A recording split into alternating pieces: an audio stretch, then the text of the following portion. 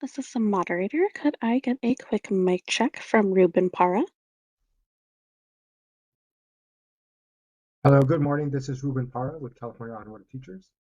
Good morning. I can hear you. Thank you. Okay, great.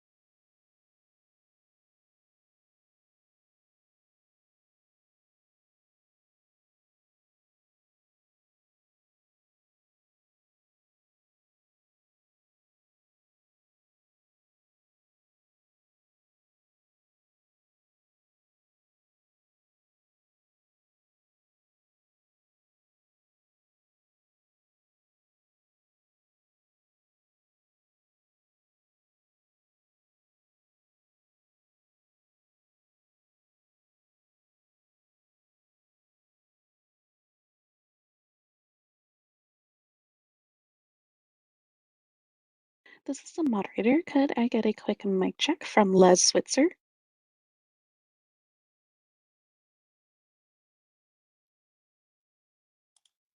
Yes, can you hear me okay? Yes, I can hear you. Thank you. Thank you.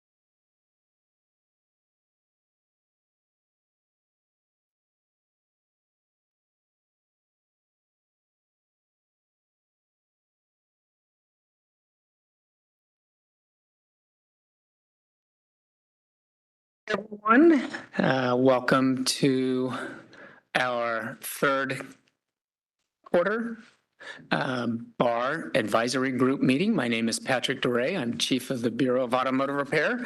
Hope everyone here has been enjoying their summers this year. Our summers have been fantastic here in Sacramento. I can't remember, and I probably just jinxed us, but we've had not too many triple-digit temperature days, but I hear a couple are coming up in the near future. But hope everyone's had a great summer so far and enjoying your 2026 calendar year.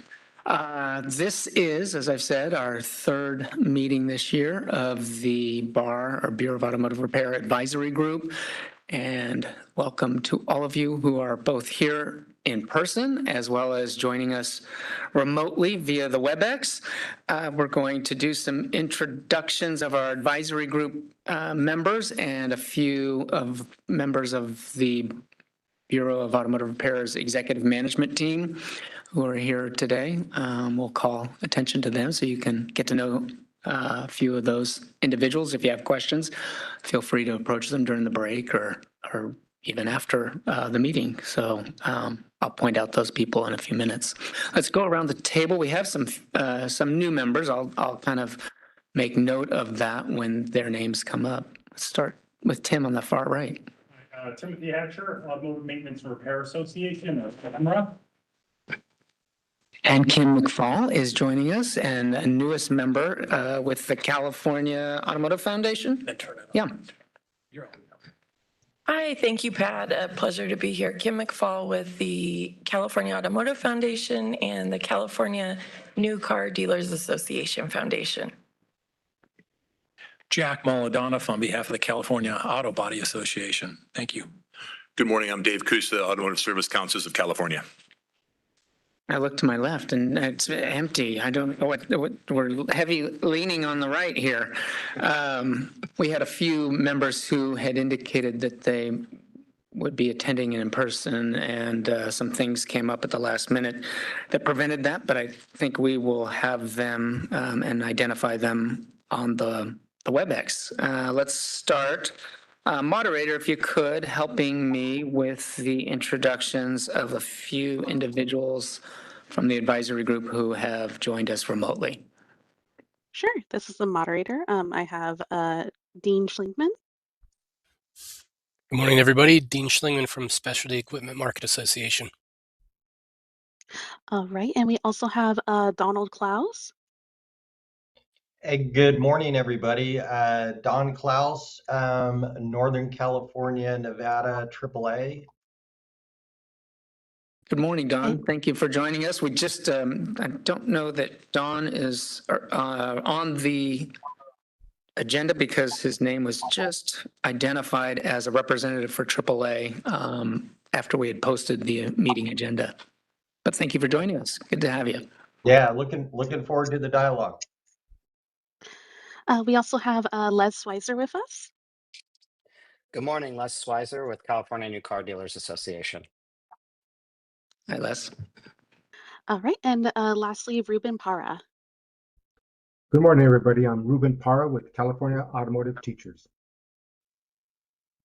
All right, thank you all of the advisory group members who are joining us today, both in person and remotely via the WebEx. It's great to have your presence. These meetings can't take place, obviously, without a strong presence from our advisory group, which are organizations that we appoint to the advisory group, and then those organizations designate a representative because attendance sometimes is tough, we ask for an alternate to sit in when the primary representative can't attend a meeting, but make it easier for the organizations to be represented here.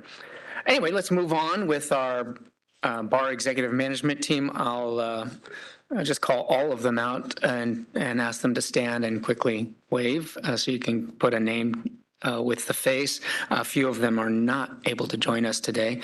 We'll start with the Deputy Chief of Smog Check Engineering and Information Services Division, Clay Leak. I'm sure many of you know him from presentations here at prior meetings of the Bar Advisory Group.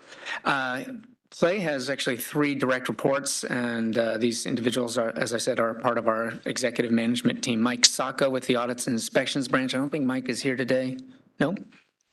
Michael Fadling, Technology Services Branch. I don't think he's here today either. Well, you got to get your folks here. Garrett's here. Yeah, Garrett Torgerson, Engineering Research Branch. There you go. All right, we'll move on to our second of the 3 divisions under the Bureau. Linda Jansen is our Deputy Chief for Licensing Administration and Consumer Assistance Division. Hi, Linda. Good to have you here. Karina Myers, our newest member to the executive management team. She was our personnel manager and recently promoted to be the manager at a higher level of the administration branch. So good to have you, Karina.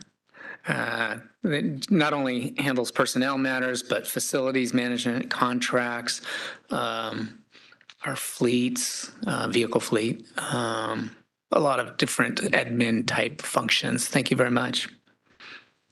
Denise Cunningham with our Consumer Assistance Program. That's the Repair Assistance and Vehicle Retirement Services and the, what are we calling it? Cars for Schools program. Michael Villarreal with our Licensing and Records Management Program. Boy, I'm gonna have to switch that around. I'm not kidding. Records management has taken on a whole new focus and importance. PRA requests and such, subpoena requests, all sorts of things that fall under Michael's responsibilities, not just licensing. So it's been a eye-opening, I'm sure, experience for Michael. Tessa Miller, who's out this week on vacation, Executive Affairs Unit. That is the last representative of Linda's team. Bill Thomas, our Deputy Chief for Field Operations and Enforcement Division. Bill's going to be presenting a little later in the meeting. Tim Bowden with our Northern California Field Operations and Enforcement Branch. Tim has 6 Northern California field offices under his responsibility. His counterpart for Southern California is Jaime Ramos, Southern California Field Operations Enforcement Branch, and has 6 offices. Oh, no, excuse me, Tim has 5. Oh, my apologies. We closed an office in South San Francisco, and Jaime has 6 offices in Southern California. My apologies there. Patrick Lufy with the Enforcement Operations Branch. Wayne Ramos, I don't think Wayne is here with us today. He's with our Forensic Documentation Program.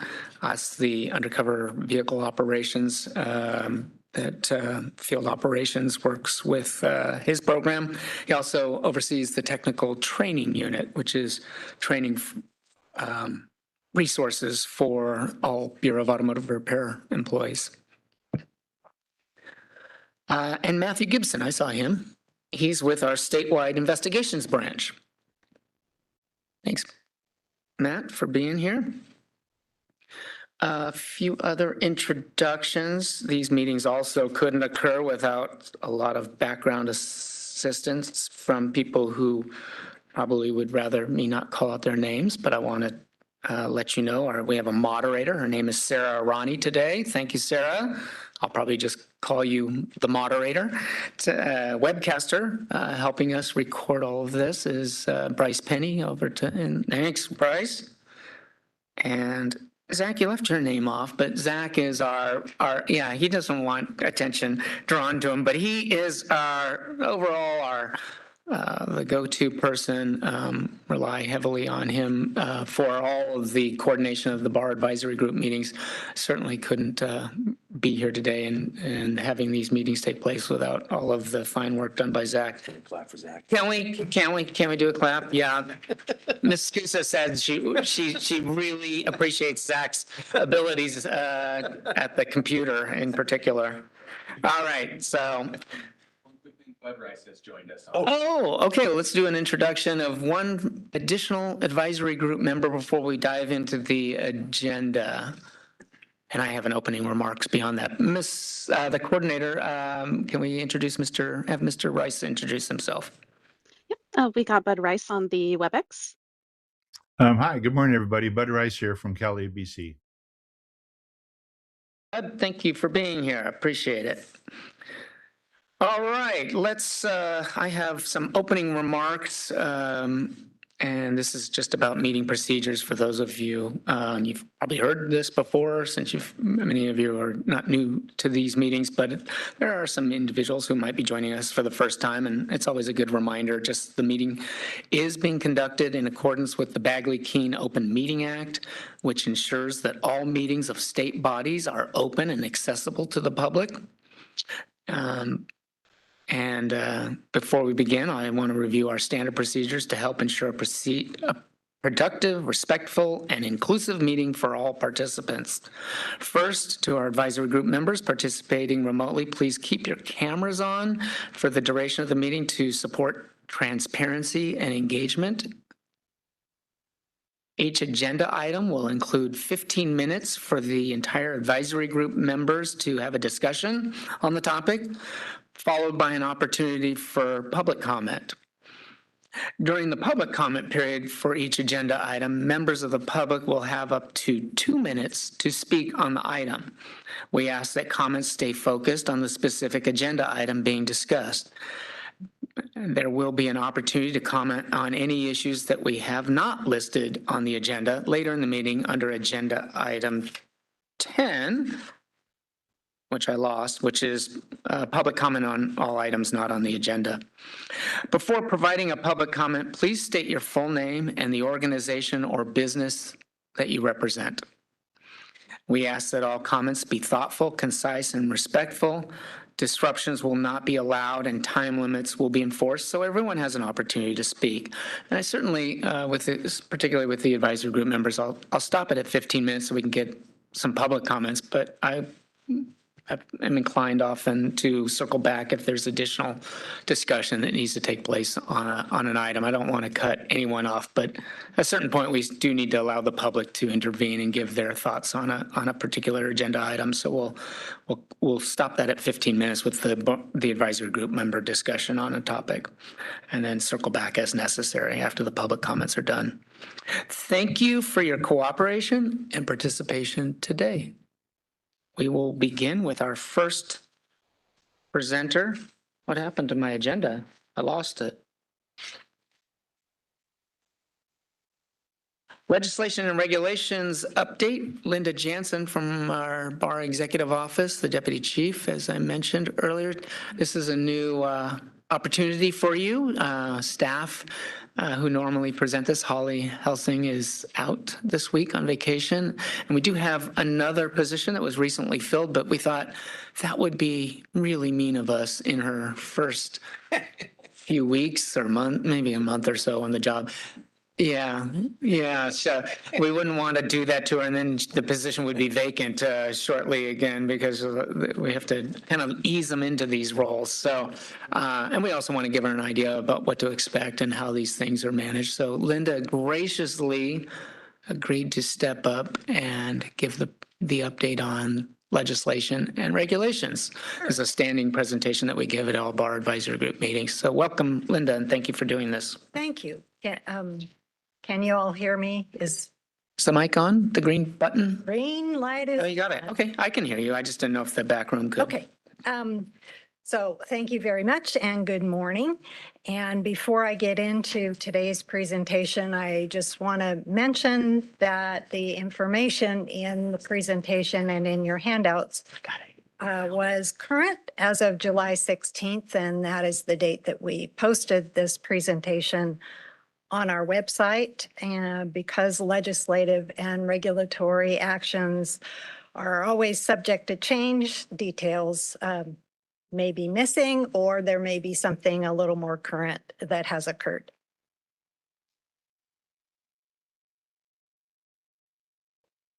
There we go. So important legislative dates. The summer recess is from July 2nd through August 2nd. I believe they reconvene on the 3rd. August 31st is the last day for each house to pass bills this year. September 30th is the last day for the governor to either sign or veto those bills. And most statutes take effect January 1, 2027. The legislative bills that we're going to discuss today, Senate Bill 988, which is the California Motor Vehicle Glass Act, SB 1112, towing companies and storage facilities, SB 1392, the smog check exemption for collector motor vehicles, and SB 1445, which is electronic documentation.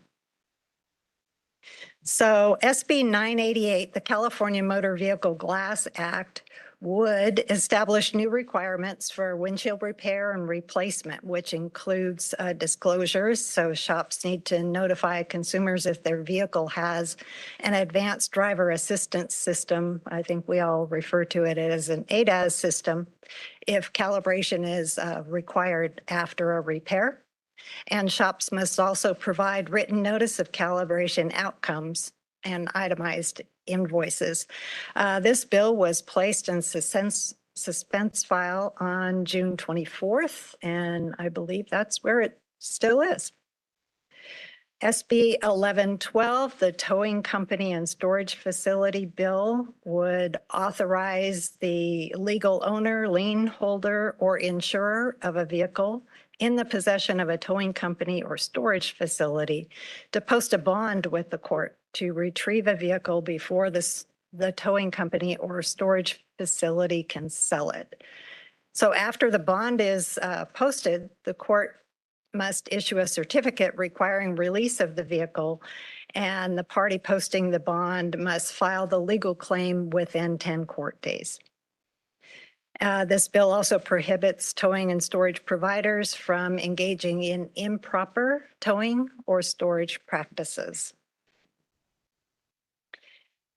In addition, this bill requires BAR to develop and distribute by January 1, 2028, a vehicle owner's rights notice that each towing company, impound yard, storage facility, and body shop will post this notice by July 1, 2028, and establish civil penalties for noncompliance.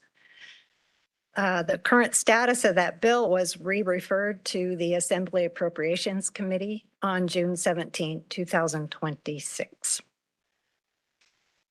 Senate Bill 1392, the smog check exemption for collector motor vehicles, would expand the definition of collector motor vehicle to include a vehicle that meets the following criteria. So one of the three, it must be at least 35 years old and either insured as a collector motor vehicle with proof of insurance submitted to the DMV at the time of registration as a collector motor vehicle, or determined through a process still to be developed by DMV to be driven fewer than 1,000 miles per calendar year. Described in Vehicle Code Section 5004A, and a special interest vehicle as defined in Vehicle Code Section 5051. The vehicle must also be used primarily in shows, parades, charitable functions, and historical exhibitions for display, maintenance, and preservation, not to be used as a primary vehicle. The bill would also exempt collector motor vehicles manufactured before the 1981 model year from smog check biennially upon renewal of registration, upon initial registration in California, and upon transfer of ownership.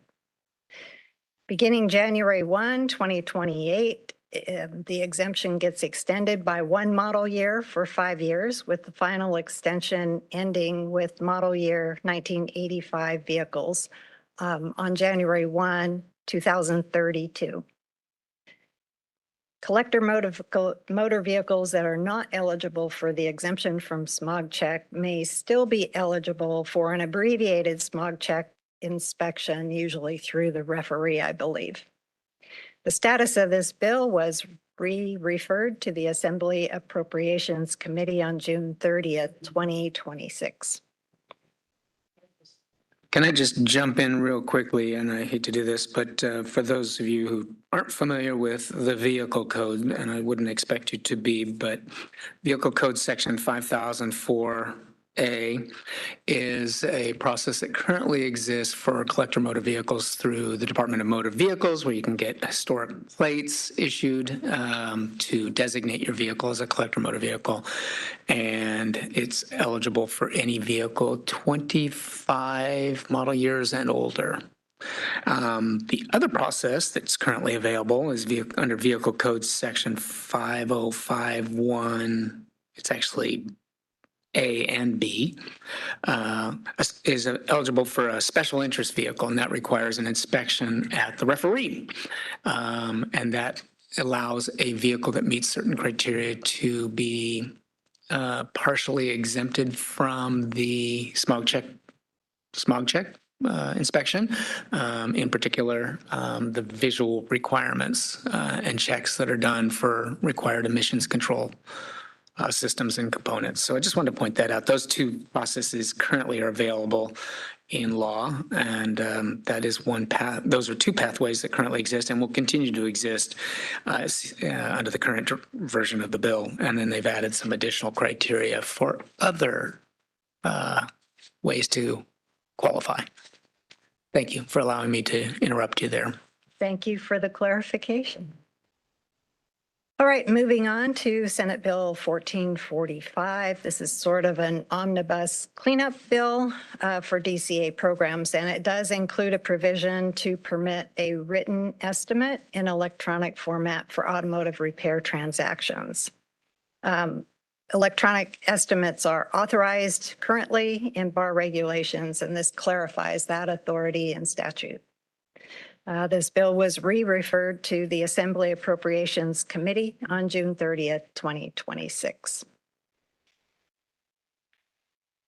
Do we want to move on to regulations, or do we want to?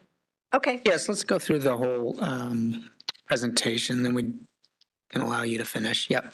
Okay, so pending regulation packages, we have the storage fees charged by automotive repair dealers, airbag safety regulations, towing authorization requirement, and business information updates.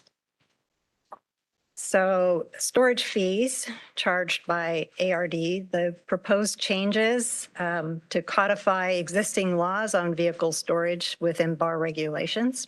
And the regulations would establish that fees charged for the storage of a motor vehicle must be reasonable. It will determine when storage fees may be charged. Will require that an ARD store a vehicle at its primary address as registered with the Bureau, and if it is necessary to store the vehicle at a different location, the ARD must notify the customer of the storage location prior to moving the vehicle, and the ARD shall not charge to move that vehicle without customer authorization. The bill regulation will require that the ARD provide an itemized invoice for storage fees when charged. Require an ARD that provides storage services to post their current daily storage rate fees in an area frequented by the customer. Sorry, I keep tripping over that word customer because we refer to them as consumers. So if I say consumer. Consumer for us, customer for the ARDs, yeah. Requires an ARD to report to the Bureau their maximum daily storage rate when renewing their registration. So an ARD may make a change to their reported maximum daily storage rate may make a change to their reported maximum daily storage rate once per registration cycle, and require an ARD that maintains a motor carrier permit to display the towing and storage fee access notice in an area of the business facility that's in plain sight of the public, and have copies of the notice available upon request. So the history of this regulation package, we held public workshops. Did you miss a slide, I think? Did I? Yep. A couple other provisions that are important, in particular things that the Bureau has to do with developing some transparency with regard to storage fees. Okay. I'm sorry, I thought I had covered that. So additional proposed changes require that, here we go, require that BAR create a search tool. That's the one. On its website showing average and median daily storage rates for a given locale based on maximum daily storage rates reported by ARDs, and define a locale as one of 4 geographic radiuses around each reporting ARD that's sufficient to identify the average and median storage rates for that locale. That's it. Good. All right. So the history of this package, we did hold public workshops on April 25th, July 18, October 17 in 2024, and then again in January on the 30th in 2025. The final package was filed with the Office of Administrative Law on May 19th of this year. We withdrew the package on June 26th to address OAL Office of Administrative Law concerns regarding clarity in several of the provisions. And the next steps are the additional 15-day public comment period following those changes. Then we would submit the final package to OAL for final approval and adoption, and we expect the effective date for this package to be January 1, 2027. Moving on to the airbag safety regulations. The regs would prohibit an ARD from manufacturing, installing, or selling any airbag which is part of an inflatable restraint system known or by the exercise of reasonable care should be known to have been previously deployed, have an electrical fault, include a component designed to mislead the vehicle owner or operator into believing a functional airbag has been installed, display a mark identical or substantially similar to the genuine mark of a motor vehicle manufacturer or of a supplier of parts of the manufacturer of a motor vehicle without authorization from the manufacturer or supplier. It requires an ARD to restore an airbag that's part of an inflatable restraint system to its original operating condition as designed by the original equipment manufacturer. It also prescribes that an ARD can only purchase an airbag replacement part or component from the OEM from a supplier or reseller previously authorized by the OEM whose airbag parts or components are not subject to a recall issued by the OEM or the National Highway Traffic Safety Administration, NHTSA. An automotive dismantler licensed by the DMV, as long as the airbag has not been previously deployed. The airbag assembly shows no indications of damage, previous deployment, or tampering, and the vehicle from which the used parts or components have no airbag-related recalls that have not been performed. It requires an ARD to retain receipts for all parts received or purchased. And any replacement shall not contradict any position statement from the manufacturer of the vehicle for which the airbag is being replaced. The status of this regulation package, the 45-day public comment period, runs from July 10 through August 24th. And our next steps are to submit the final package to the Office of Administrative Law for final approval and adoption with an anticipated effective date of January 1, 2027. I'll jump in here once again. Our next steps, actually, we've gotten some comments during this 45-day public comment period already, a couple of them. And there's a couple things that I think we are open to addressing for greater clarity. So we might have to go out again with another 15-day public comment period to give everyone a chance to look at those additional changes. So we haven't done that yet and made a determination on that yet, but it does look like there are some things that we probably want to head off and not have OAL, Office of Administrative Law, potentially throw a flag on the play and have us go back down the chutes and ladders. So we go down the chute and start back again. So I think you can expect that we'll look to have another public comment period on just a short one because of it only covers any changes made after the initial package was submitted. But please be on the lookout for that. And if you're on our mailing list, you'll get ample notice about how to weigh in on those changes. Thank you.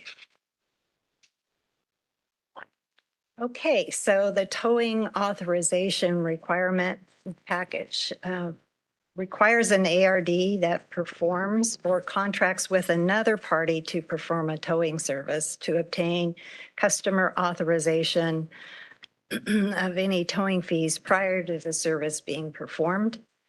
Requires an ARD that maintains a motor carrier permit pursuant to Vehicle Code Section 34620. To obtain any towing fee authorization on a separate document from any repair authorization. This requirement does not apply to a towing service that's needed to transport the vehicle as part of a sublet repair or to transfer the vehicle to a different location for the purposes of storage. And it requires an ARD to list any storage-related and or towing-related charges as separate items on an invoice. The status of that package is pending review by DCA Legal. And once the internal review is complete, the package will be filed with the Office of Administrative Law and the 45-day public comment period will begin. And I will just mention on this one, probably should have inserted the word same invoice because that was a matter of much concern from the automotive repair dealers regarding a previously adopted package and unintended change to separate them out onto two different documents. So we are allowing for that to be done on the same invoice or the same document. I almost said something about that. No, it's kind of subtle and it's not really, I guess you could infer it, but I wanted to point that out. Thank you. All right, so business information updates. These changes would require an applicant for an ARD registration to provide a telephone number for the physical location of the business and a business email address. It ensures, as a condition of registration renewal, that an ARD verify all information required on the initial application is current and submitted to BAR. This includes internet-based advertising, that print and vehicle-based advertising clearly display the ARD business name or doing business as name and their registration number, and clarifies that internet-based advertising includes social media, email, and websites. The changes would also allow the display requirement for internet-based advertising to be satisfied if the advertisement links to another online source containing the required business name and registration number. And that is currently being reviewed by DCA Legal. And once that review is complete, we would file that package with the Office of Administrative Law and begin the 45-day public comment period. Thank you, Linda. Good presentation. The actual conduct tax for any legislation or regulations are listed here. It's not necessarily Linda, although she would be welcome to accept any comments and make sure our staff get those comments that you submit. But Holly Helsing, who you've met before in prior Bar Advisory Group meetings and usually does this presentation, like I said, is not here with us this week. She's on a vacation. And our newest member to the regulations and legislative team is Sydney Villarreal. Sydney, are you here? Yes, I think I saw you. Why don't you just stand up real quickly and wave? Way to put the newbie on this. We didn't want to throw her completely into the fire, so she didn't. But she'll be up at this table probably in a future meeting, maybe even the next one. All right. Thank you, Linda. And let's open it up for discussion on comment from advisory group members on either legislation, regulations, or both. Jack Maladona, if I see him stirring there, ready to make a comment. Thank you, Linda. Good job. My questions are related to the regulation packages, and they're all sort of tied to timing. The first one is with regard to the storage fees charged by auto repair dealers. So I guess the OAL, I guess you withdrew the package there, and then you're addressing concerns to clarify certain concerns. And then you have to go out for another 15-day comment period. When do you anticipate that occurring? Is there a time frame when that would occur? As soon as Holly gets back from vacation, she's been working in this package. We've done several back and forths with the OAL attorney who's been tasked or assigned this to work with us or work on this package. And while they can't do an upfront approval that everything's A-okay, I think we're very close to addressing his concerns. The other option, which is never an option to me, is not to withdraw the package, is to have OAL reject it. And that means you go all the way down the chutes and ladders game to back to square one and start all over again with the 45-day public comment period and everything else. Now, the only caveat to withdrawing a package is you have to complete everything within a one-year time frame from when you originally submitted that package and opened it up for public comment back in whatever we did. And I think we're still a few months away from being concerned about that date expiring. I think it's later this fall. Even though Holly is on vacation, she is watching. She's watching. Hi, Holly. Watching for OAL, watching. Oh, no, I thought she was watching the meeting. I was like really dedicated. I love the staff here. But she is watching for those comments back. Yeah. Anyway, so I didn't really answer your question, but soon. I mean, as soon as we can. We want to be able to get this. My goal was to get it adopted this year. It looks like we might slide into January 1 because I think the deadline for getting adopted, OAL adopts these on a quarterly basis with each calendar quarter. So January, April, July 1, and oh, no, excuse me. Did I get that right? October 1, yeah. And so the deadline to getting something adopted by October 1 is getting it through everything by the end of August, I believe. Yeah. So that gives them basically a 60-day window. So we're kind of up against the clock for adoption by October 1. So 2026 might not happen, but January 1 looks very reasonable.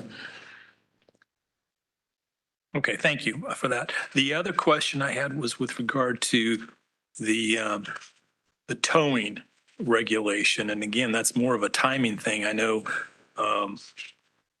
I have been getting questions from members on that, the invoice issue. And now, as I understand it, the regulation will clarify that you can include the towing charge in the invoice rather than a separate document. Right. But, you know, the law currently says you have to have two separate documents. So anyway, there's some little concern there, like when is this going to happen to make sure it gets done? Is there any time frame?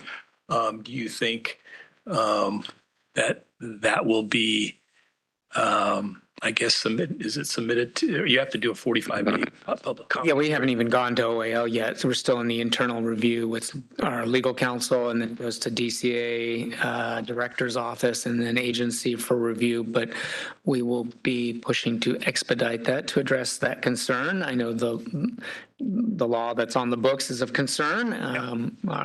Our staff obviously recognize that, and I would hope and expect that we would be understanding and reasonable in knowing that there's a change about to occur. My best guess, Jack, as far as adoption, would probably be April 1 of next year. Just knowing that we have to go through a 45-day public comment period if there are no changes as a result of those public comments, let's say, and OAL doesn't have any issues, some technical clarity corrections that they're like the storage fee package that they're involved in now. I think we could get all of that done and have it adopted by April 1 of next year. Thanks. And then the last question, same question with regard to the business information update and advertising, ARD's advertising online. I know that the regulation now will eliminate the need to have a phone number because there was concerns about, shops having several phone numbers for marketing purposes. So do you anticipate the same thing? Same type of time frame, I would think. Yeah, these are after airbag safety and the storage fee regulations package. These are the two that are kind of high on my priority list and the Bureau's priority list. So we'll be working to make sure we get them through the approval process and begin that 45-day public comment period. My best projection is April 1 of next year. Yeah. Well, again, I'm getting questions on that because on the books, it still says you've got to have one phone number and same issue with the towing. They want to make sure it gets done. We've heard, so, okay. Thank you. Any other questions or comments from advisory group members here at the table? No, we'll ask the moderator, are there any advisory group members who have questions or comments relating to this presentation from Linda? This is the moderator. Our advisory group members online, do we have any comments? Okay. All right, I will now open it up for public comment period on this agenda item. Just as a reminder, please keep the remarks focused on this agenda item and try to limit that to 2 minutes. Anyone in the room here?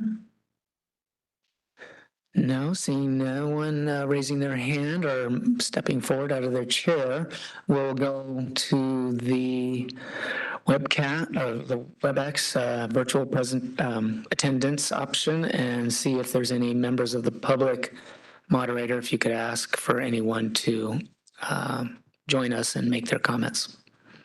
Sure. This is the moderator for members of the public on WebEx. If you would like to make a public comment on this item, please click the raise hand icon, or if you're an audio only participant, you can raise your hand by pressing *3 on your device. All right, and it looks like I do have a request from Erica Williams. Erica, I'll request to unmute your microphone. Please click the unmute me button when the prompt appears on your device. You'll be given 2 minutes to speak and a 30-second warning. Hey, Erica. She there? Uh, Erica, I'm going to request to unmute your microphone. When you see the unmute me button, you're going to click that and that'll unmute your microphone.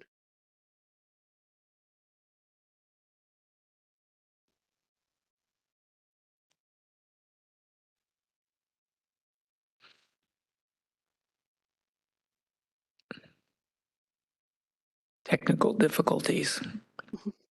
This is the moderator, Erica. I'm going to request to unmute your microphone again. Please click the unmute me button when the prompt appears on your device.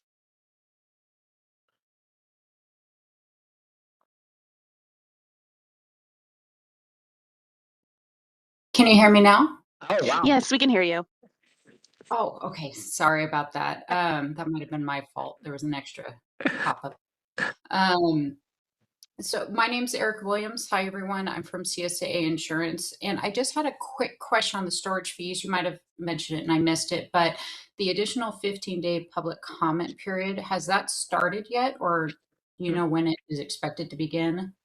Any day now. As soon as I was saying, kind of jokingly, as soon as Holly, our regulations, one of our two regulations coordinators, gets back from vacation, we'll be working with the OAL attorney to get kind of a thumbs up that not necessarily that we've approved the package, but the language that we're working on is addressing the concerns that were raised by the attorney. So no, it has not started yet, but I expect very shortly we'll have that out for public comment, an additional 15 public comment, just on the changes that are being made. So.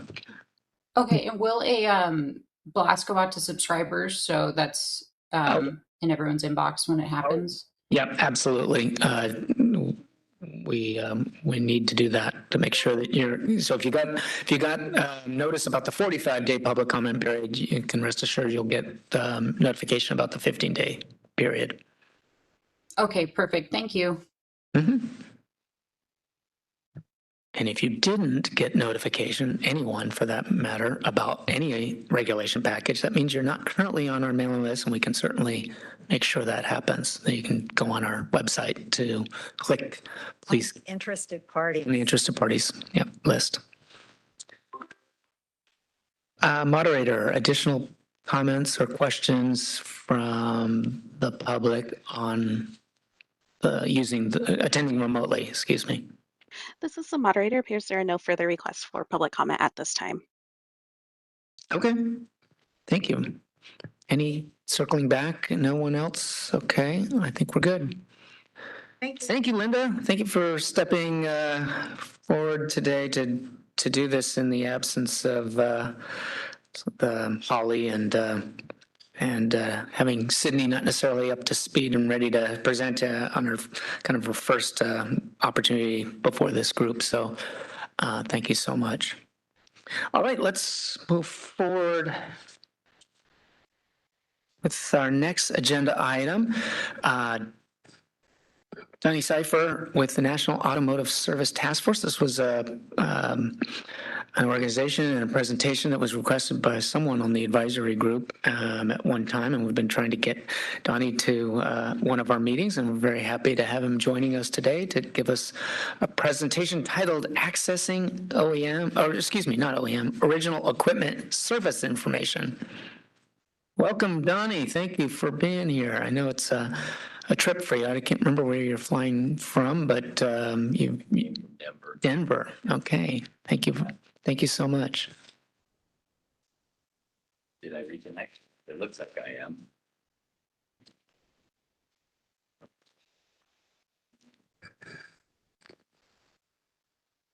I see.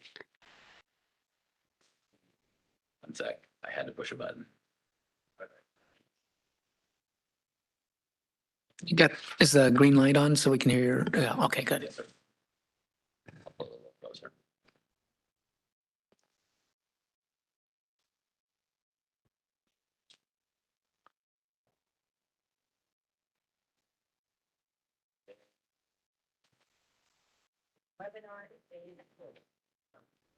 Okay.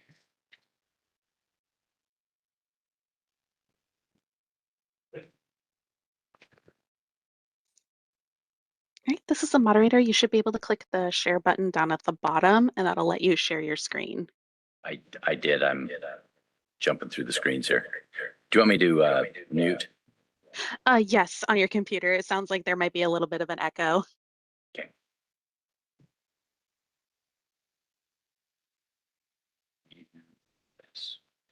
Share this one. Let's make it bigger.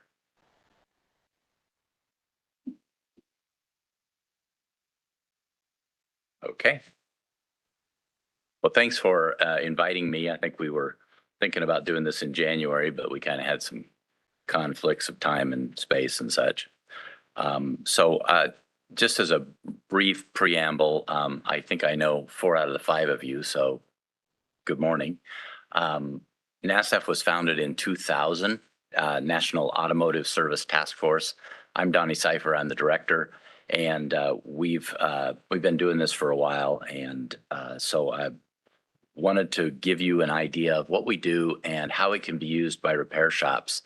We're not usually the front line.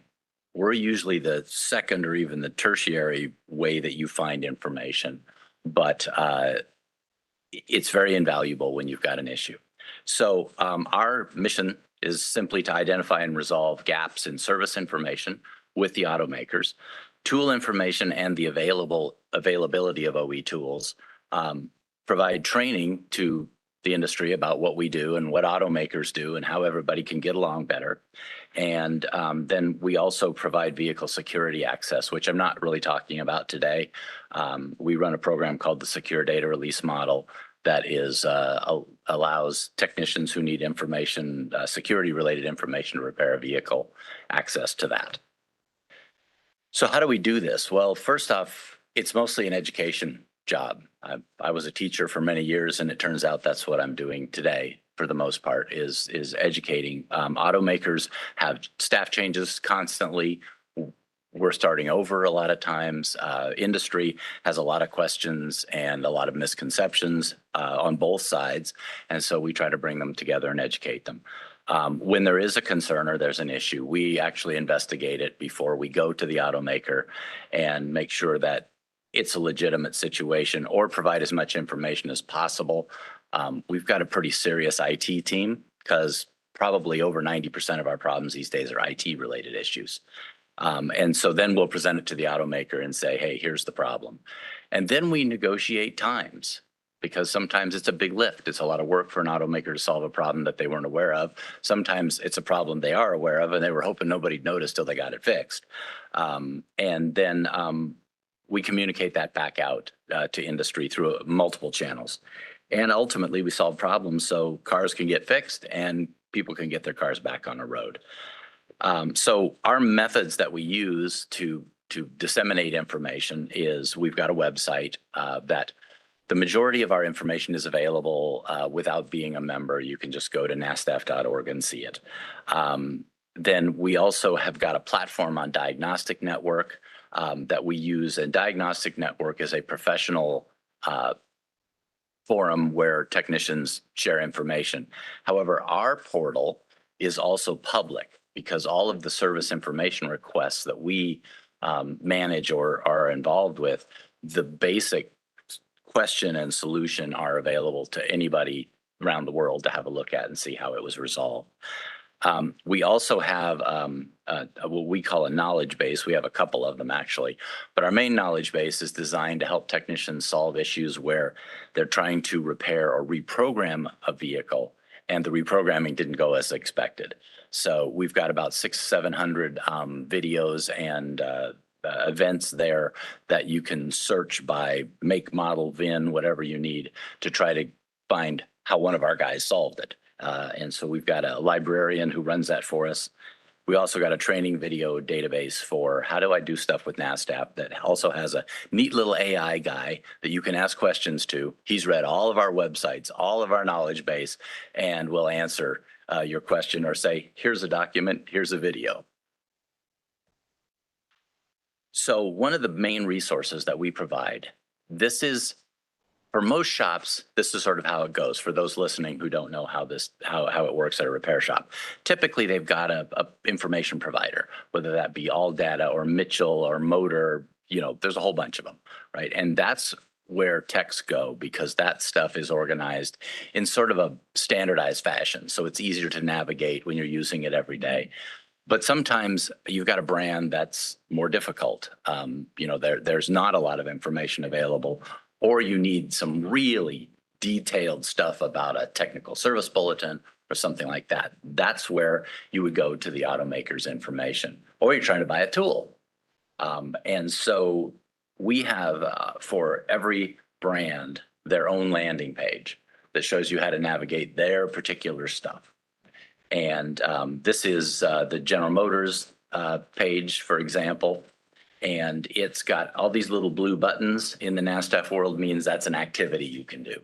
So these are links to the information within the OE's website. So what we try to do is streamline it. So it's a lot faster to find information when you're looking, as opposed to, okay, now I'm here. This doesn't look anything like my All Data. What do I do?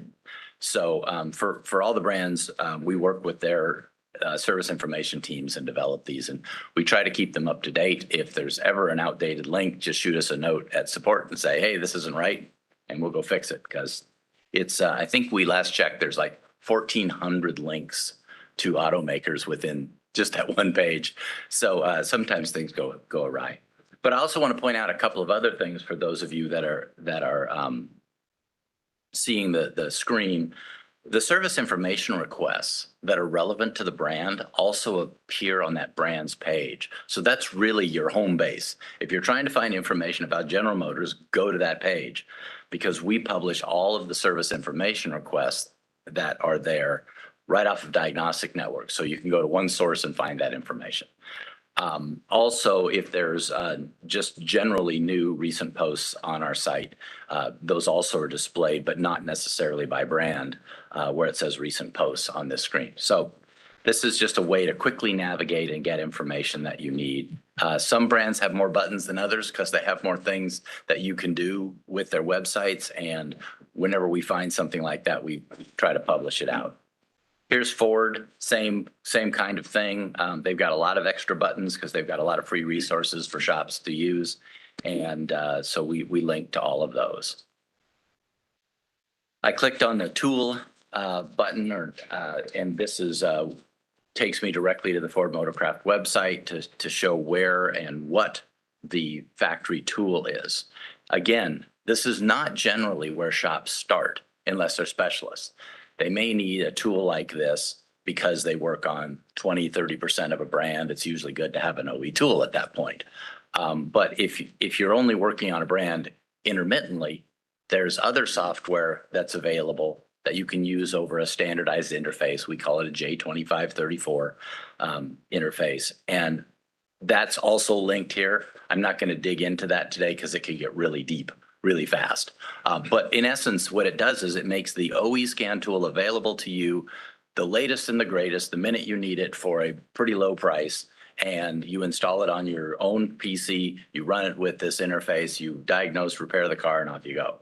This page I went to was just for the actual automakers' tools, both of which we try to make sure are available at all times. Then I mentioned our knowledge base, which this is a member login that you're seeing here. So they've got a few more options than the public site does. And so here's just a snapshot of some of the information that's available. And again, you can click them and look at them based upon any kind of search criteria that you can develop. So we have about 58,175 members. Our vehicle security professional program is 11,700 of those. And we have assisted immobilizer reprogramming. I'm just going to gloss across that. But in essence, if you've got a vehicle in your shop and you're not equipped, you can diagnose it, you can repair it, but you don't own the tool, or you don't have anybody who's been trained in a reprogramming event. You get into an immobilizer situation, you can use one of these service providers to help you finish that job. So the start, run, and drive part of the operation actually occurs. They have all been vetted. They have additional requirements. They've got agreements with NASTAF to make sure that they play all of this by the book because they are involved in anti-theft systems. And it's a boutique little program for us, but it solves problems when you're just learning a brand, or, you know, good customer brings in an Aston Martin, you're like, I don't tool up for that. So this is your way to do that. Also mention that in California, we have 5,700 members. So close to 10% of our membership are folks in California. So always appreciate the opportunity to work with our members in this state. So how do you choose membership? We have 3 different roles, depending on what your needs are. Actually, we have a 4th role, but we have the base NASTAF membership. We have the air security technician, which is a base member who can request those immobilizer reprogramming events. We do a little extra vetting. We want to make sure they're not car thieves that we're actually assisting in stealing cars. And then we have the vehicle security professional role, which is our top role, has access to everything we do. But we also recently released something called the diagnostic professional role, and it was created for several automakers who needed a way to validate gateway access. Hyundai, Kia, and Genesis use it. We've got other brands that are bringing out functions that are connected to it. That will be, it's just an operation. It's just a part of our membership. You can just add on, and then it makes it so that there is no cost to the shop to use that information. The OEs were trying to figure out, how do we know there's a human in there and the car is not being hacked, and at the same time not have it cost money every single time. So this was the solution that we created for them. So our services that we provide to repairers, by way of our agreement, back in 2008, automakers signed an agreement with NASTAF that in essence extends all of the EPA and by extension CARB regulations, because they're almost lockstep the same, right? So to all systems of the vehicle, so not just emissions, but all systems of the vehicle. And that also included immobilizer and security information when we launched the SDRM, which not coincidentally was launched because of the immobilizer needs for automakers, but also because California had passed a law requiring that key and immobilizer information be available 24/7. And the automakers went, uh-oh, how are we going to do that? And so it got tacked on to the SDRM program. So we have a process that we call the service information request. This is sort of our marquee program. If you cannot find information and you've talked to the support desk at the automaker and you're getting stymied on that, or if you've got a tool that's gone down and no one seems to be able to assist with it, you can file one of these on our diagnostic network portal, and we will go to the automaker with the information you provide and get it sorted out. I did 4 yesterday. That's kind of an unusual day to have that many. Usually we get, 1 or 2 a week, but I had 4 yesterday, and they were all IT problems. Fortunately, all the automakers, when they were made aware of it, went, oh, okay, I'll check it out. And this morning, I was almost late getting in here solving one with one brand who said, can we get a guy online to test this and make sure we got it fixed? So they're very helpful, and we have a 91% closure rate. They get done. The automakers abide by their agreements for the most part. We have a few that we have to chase around, but we have a little help from EPA. We've had help from CARB in getting those resolved. So if that whole thing falls apart and for some reason it does not get resolved to the satisfaction of the shop, they can request an additional review that includes a panel of automakers and technicians who are experts in that brand, who then will tell the brand, this is what you should do. And the brand agrees to do that. If the brand doesn't decide to do that, then that's the end of the NASTAF process. Then it goes to arbitration, and or you can pass it off to the MOU that was signed in 2014. However, that has never been successful yet. They've never done one, so don't have anything to tell you about it. So for those that are that have access to this, I'm not going to recover that information, but you can see what this looks like. And then there's also a link to it if you'd like to see the types of cases that we've had and how they got resolved. You can go to our diagnostic network. That link right there will take you in. I'm also not covering this, but I wanted it to be in the slides. This is the workflow of how the process, both parts of our process work. And then just briefly covering off on the vehicle security professional part. I've already kind of covered it. In essence, the OEMs needed a way to deliver key codes and have a vetted professional on the other end of that. Also, one thing I didn't mention, we're a 501c6.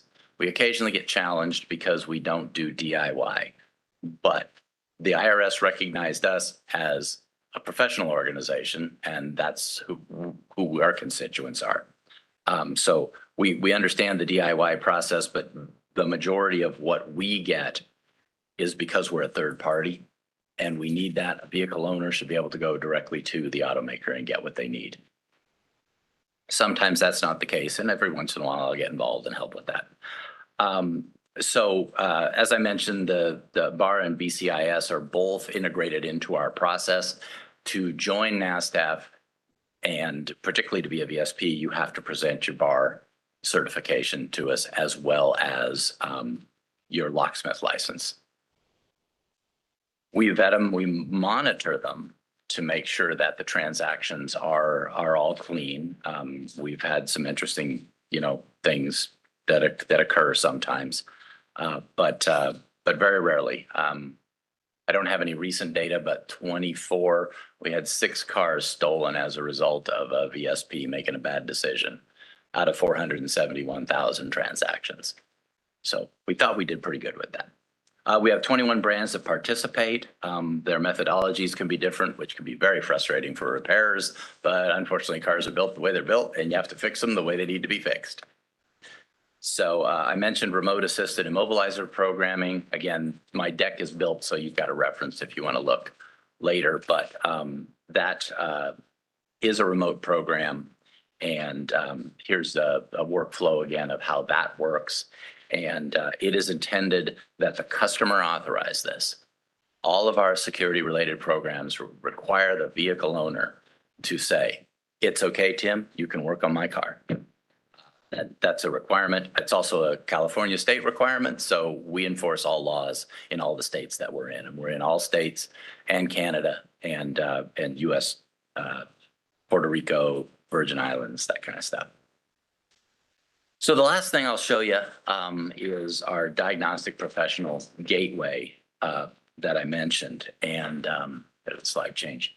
So the screen's kind of busy, but in essence, anything you see that's got a red dot on it is a brand that we do gateway validation for one way or the other.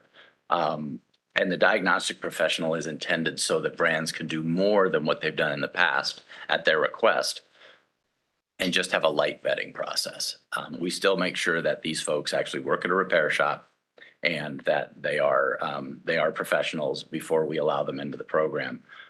But this program right now has got about 9,000 of our members using it. Rarely, but still using it. The gateway validation thing, we launched it, last year, I think, was when we launched it. We now have over half of our members signed up for that. Now, they're not using it every day, but it's available to them, which means they can access parts of vehicles that have never been available to access. Some vehicles that started being built in 2018 with these features, and it's taken quite a while to get the brands up to speed. So that's all I have for you. I'm happy to answer any questions that you have. Thank you, Donnie. Great presentation. Very informative. Let's open it up for advisory group members to have any questions or comments for Donnie and Dave. I think Dave was responsible for suggesting you be here, so thank you. Thank you very much, Dave, for doing that. Yeah, you're welcome. Donnie, thank you so much. I've known Donnie a long time, and he's behind the scenes big mover in our industry, as evidenced by NASDAQ. I know maybe NASDAQ is, I'm more comment than question. NASDAQ may be new to many people in the room outside of ARD. So one of the things that you mentioned, Donnie, was there's 5,700 California members out of 35,390 ARDs. So I am a member of NASDAQ. I also have a VSP. Any ARD should be a member of NASDAQ because, like anything else, there's strength in numbers. And you can become a member of NASDAQ by going to the website and paying the astonishing high cost of $0. Yes, it's a free membership, right? So there are other memberships access. The VSP does cost money. So I would highly recommend that any ARD does become a vehicle security professional, because there are so many parts of the vehicles now that are accessed that way, and more all the time, right? Donnie mentioned, how the gateway stuff started coming in 18, and now every car has one. And this is why cars don't get stolen like they used to. They get towed away and hacked, but they don't get stolen off the street corner anymore, right? Because you can't. So, yeah, really, in my humble opinion, it's a very important thing to, at least be a member, whether you use the website or any of the tools that are available to us as ARDs. If you'd use them or not, at least be a member, because then, when Donnie goes to DC, when we're talking about legislation nationally or auto manufacturers, and he can say, I have 200,000 members rather than 58,000, that carries a lot of weight. So again, thank you for being here, Donnie. Appreciate it. Thank you. Thank you very much, Dave, for adding that additional context, and appreciate that so much. Jack. Thanks, Donnie, for being here in the presentation. I know you're focused on service information and scan tools. And once in a while I get questions about a particular ARD can't buy a particular part. Do you guys get involved in that issue where they can't buy the part from the dealer or whatever, they're prohibited for whatever reason, and they can't repair the car? At the risk of getting run over, yes, because oftentimes those are programs that we're aware of, or I can help get through the right channel. Some dealers are just misinformed. Right? They haven't read the directions on how to do. We have a program called the Theft Relevant Parts Program for Mercedes-Benz. Oftentimes that's one of the big questions. Well, how do I buy this piece I need for a steering column after an accident? Because it's a theft relevant part. And so Mercedes makes that available through the VSP program. And we have a lot of VSPs in California that use that to repair those cars. There also sometimes are some issues with Tesla and being able to buy parts. We've had a really good relationship with them, and they work with us in all facets of NASDAQ. Sometimes we need to tell them that a part's not available because they are not aware at the level of folks that I work with, who are actually the ones who make it go into the catalog and be purchasable. So I'm happy to help with those things. It's not technically our area, but it's pretty easy for us to help with it. That's good to know. Okay. Thank you very much. My pleasure. Any other comments here on the dais? Moderator, can we see if there's any advisory group members who would like to make a comment or have a question for our presenter on this topic? This is the moderator. I have a hand raised from Ruben Para. Hello, thank you for being here. Thank you for the information. I was just wondering if by any chance I look at the tiers of membership.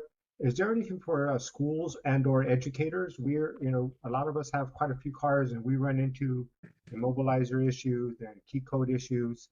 It would be helpful. We, of course, are schools, so a lot of the schools, they frown upon membership specifically.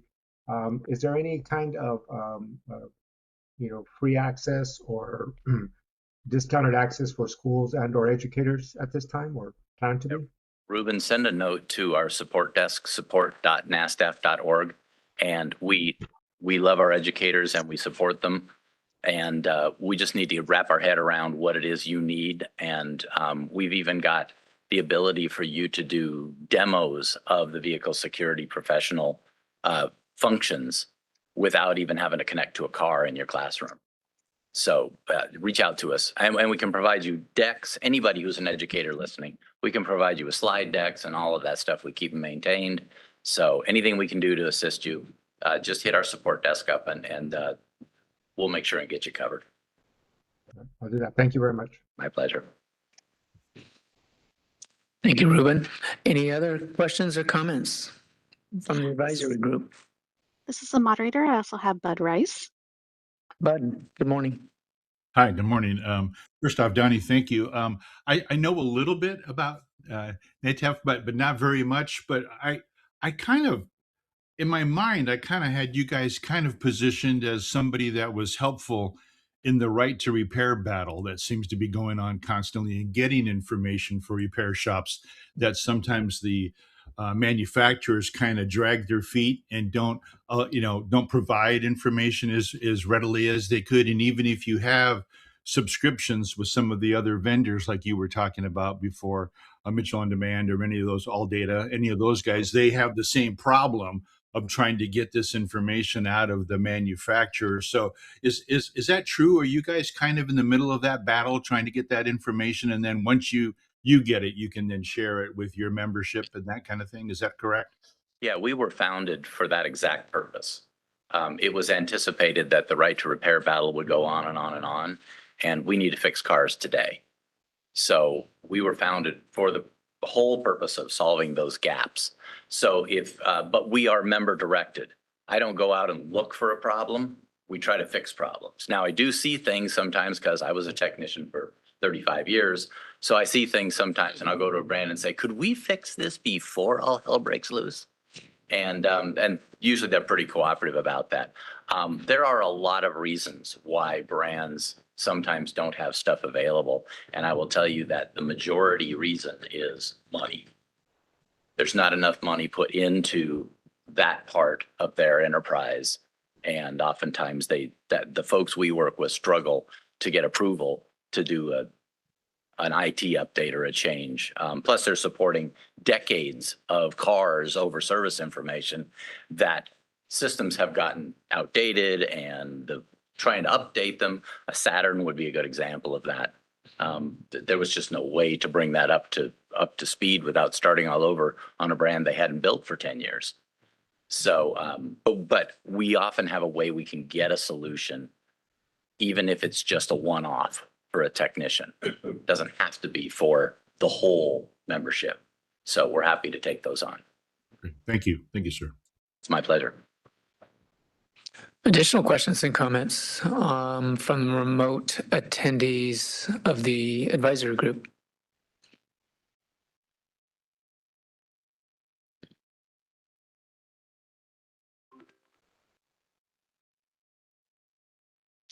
No one? Moderator? No other hands? This is the moderator. Correct. There are no further comments from the advisory group members. Okay, we'll open it up for public comment on this agenda item. As a reminder, please keep remarks focused on this agenda item and limit it to 2 minutes. Yes, Christina, please come forward and introduce yourself to Donnie and others. We know you well, but. I definitely like to chat with you afterwards. Okay. Can we move the mic to introduce yourself, everyone? Christina Kubrin, 352 Innovation. Thank you for this wonderful presentation. It was very informative. My question to you is more specific for the software-defined vehicles. And I know cybersecurity is a big tackling item that they're looking to get in front of right away. But I'm wondering, how effective do you think you guys could be, not just now, but going forward, in terms of helping small shops be able to identify and do something about a potentially compromised control system of the software-defined vehicles? Thank you. You bet. You've got me a little flat-footed. However, this is one of my topics. I teach cybersecurity for auto repair shops. Oh, cool. And I think the biggest thing that we're missing is that in the middle intermediary check of systems before you connect to them. Yeah, so what happens from the time the vehicle gets connected? What's in the shop already? Because there's all kinds of evil in shops right now that they're not even aware of. And what's in the vehicle? The vehicles have to already be compromised, and it's hard to compromise a vehicle and have it work normally, but I'm sure someone will figure it out. I'm glad you said that, because I noticed in my research, especially the national labs and the Department of Energy have done a lot of work and reports on trying to get in front of it and identify what are the threats and how the probability of those threats coming true, because hackers, they want to access the public charging stations, right? So they can access those financial institutions and the grid and et cetera.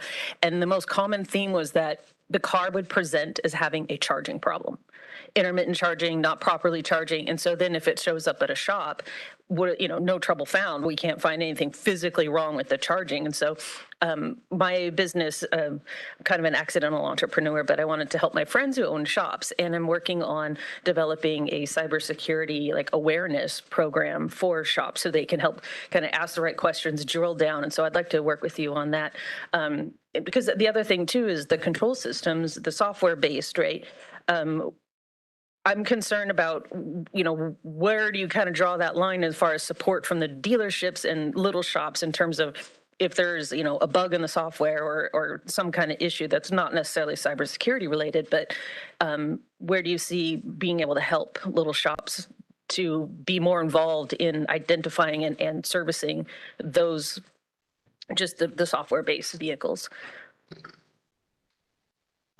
I would suggest that the biggest challenge is tightening up their networks at shop. That's singly. The other issues, I think, need to be handled by those that provide the support, the diagnostic tools and such. That's where I think that needs to be handled, because it's hard to get that part. And now I'm going to become a cybersecurity expert on top of the other 13 systems I work on. So I think that industry needs to help with that. Okay, thank you. My pleasure. Well, thank you for the dialogue there. It was good to see. Additional comments from the public on this agenda item here in the room first. Seeing none, we'll go to the WebEx, the virtual platform, to see if any public comment on this agenda item. Moderator, can you open it up for public comment? This is the moderator for members of the public on WebEx. If you would like to make a public comment on this item, please click the raise hand icon, or if you're an audio-only participant, you can raise your hand by pressing *3 on your device.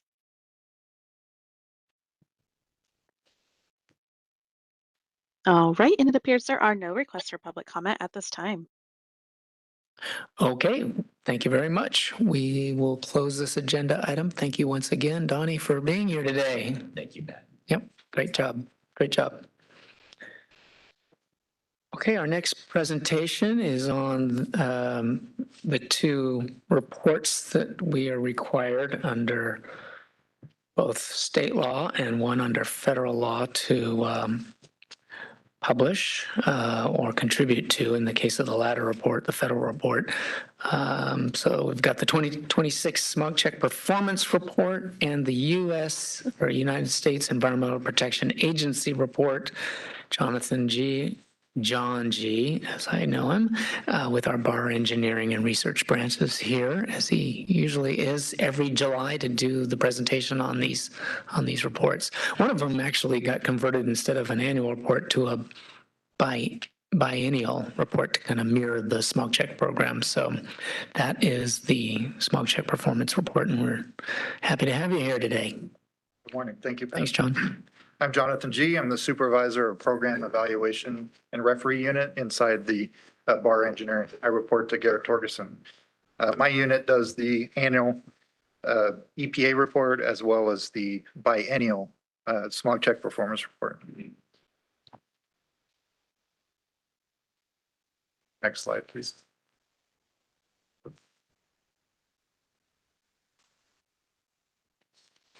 So the reporting requirements for the Smog Check Performance Report, this is required by California Health and Safety Code, section 44024.5B. It meets the biennial reporting requirements for data collected during calendar year 2024 and 2025. This is the report. It used to be annual, and now it's biennial. It also includes an analysis of roadside emissions survey program versus the smog check program, vehicle failure rates.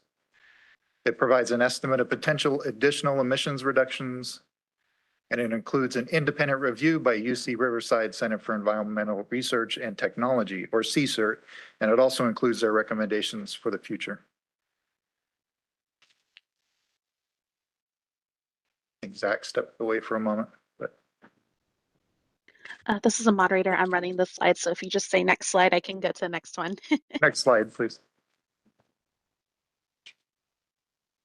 So for the EPA report, the U.S. Environmental Protection Agency, this report is required by the Federal Clean Air Act, Section 51.366 of the Code of Federal Regulations, 40 CFR Part 51, Subpart B. This is an annual report. Next slide, please. From the 1990 smog check performance report way back when, there were findings and recommendations. Those findings are many of the vehicles that initially failed during a smog check cycle were not actually repaired or were repaired only temporarily.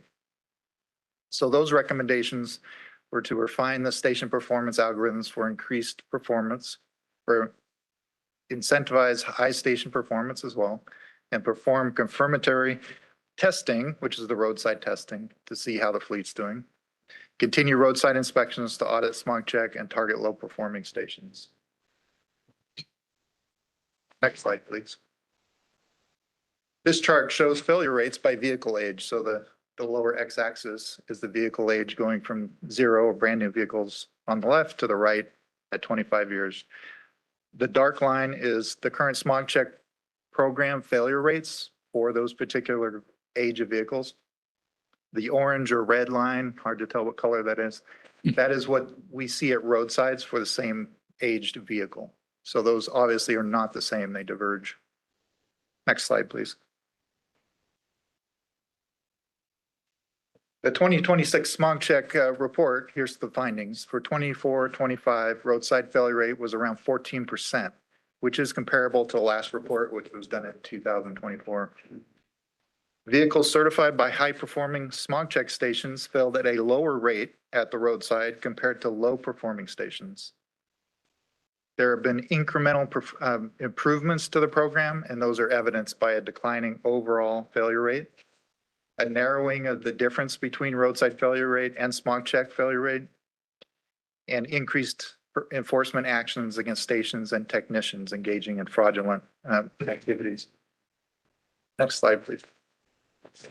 This slide shows the decline in the failure rates over the years. So we've got on the left 2017, to the right we have 2025. The blue is roadside failure rates, and you can see a trend to have that declining failure rate. And the orange is the smog check failure rate, and you can see that's also declining. Next slide, please. This graph shows roadside failure rates by station performance. So on the x-axis, we have FPR score of the station. So we go from 0 up to 1 or 0.9. And you can see the higher performing stations have a lower failure rate when those vehicles are tested at roadsides randomly. That indicates that they're performing better repairs or better tests. Next slide, please. Just a quick overview of bar enforcement activities from 2016 to 2025. BAR filed roughly 1,534 data-only cases, and these are cases where we just use the data from our bid and from the vehicles in order to pursue the case. That resulted in 1,336 license revocations and 397 suspensions or probations. BAR continued administrative disciplinary actions against stations suspected of clean piping, clean gassing, clean plugging, and clean tanking.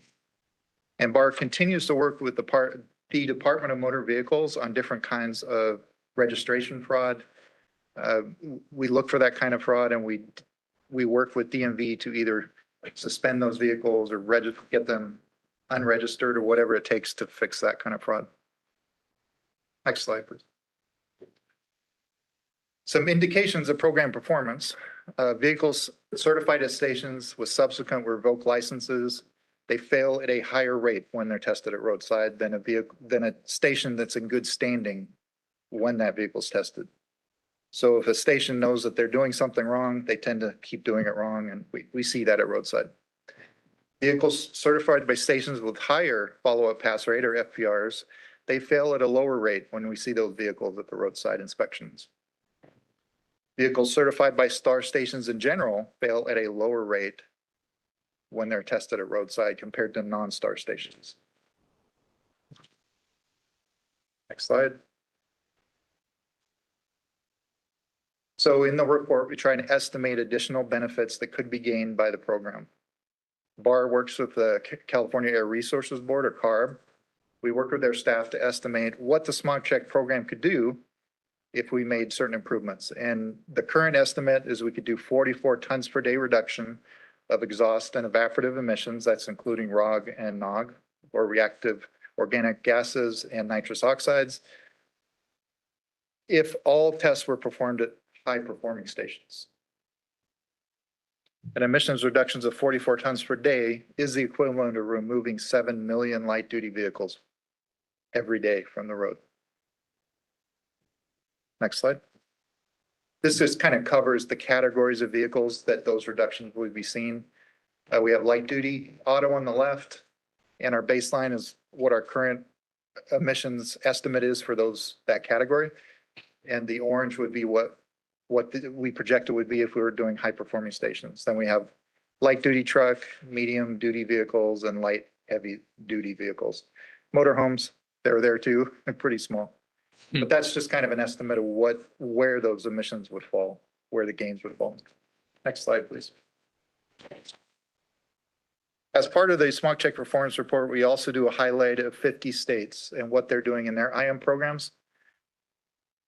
California operates the third largest inspection maintenance IM network in the US, behind New York and Pennsylvania. We have, over the last 2 years, we've had roughly 8,000 licensed stations. And the average test volume of those stations is about 1,500 vehicles per station. Several states have suspended their light duty testing for their light duty fleets. Washington State, they suspended it back in January of 2020. That's been a while. Tennessee and all counties no longer tests as of January 14, 2022, and Idaho no longer tests as of July 1st, 2023. New Hampshire has tried to suspend their program, but it has been extended through 2026. There are 5 contractors currently supporting IM programs in the United States. We have Opus Gordon Darby with 22 states and Washington, D.C. A Plus Technologies has 4 states. Parson Engineering has 3 states. Worldwide Environmental, 2 states. And Voyotech, 1 state, and that's California. Washington, D.C. and 13 other states conduct safety inspections at the same time as they do their emissions inspections. So we have general recommendations, and a lot of these come out of CSERT and their independent review. So they suggest tightening criteria for STAR certification, streamlining the process of our legal cases and how we go about going to the DAGs, incorporate reasonable test duration and timing into the next DAD iteration. And this one is basically not having super short tests where they complete an inspection in 3 minutes, which is not reasonable, but we currently allow that. Supplement roadside emission surveys with paper audits of the smog check repair orders for said vehicle. If that vehicle is broken, what repairs were done? We'd like to see that. Centralized testing of the pre-OBD fleet, and that would be 1995 and older vehicles. Continued general recommendations. We want to coordinate with CHP to expand their use of the citation of vehicle code section 27156. That's for emission controls and emission control system modifications.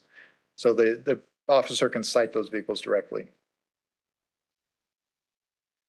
Let's see, review and revise directed vehicle criteria. So we currently direct vehicles to STAR certified stations, and this is a recommendation that we review that and how we do it.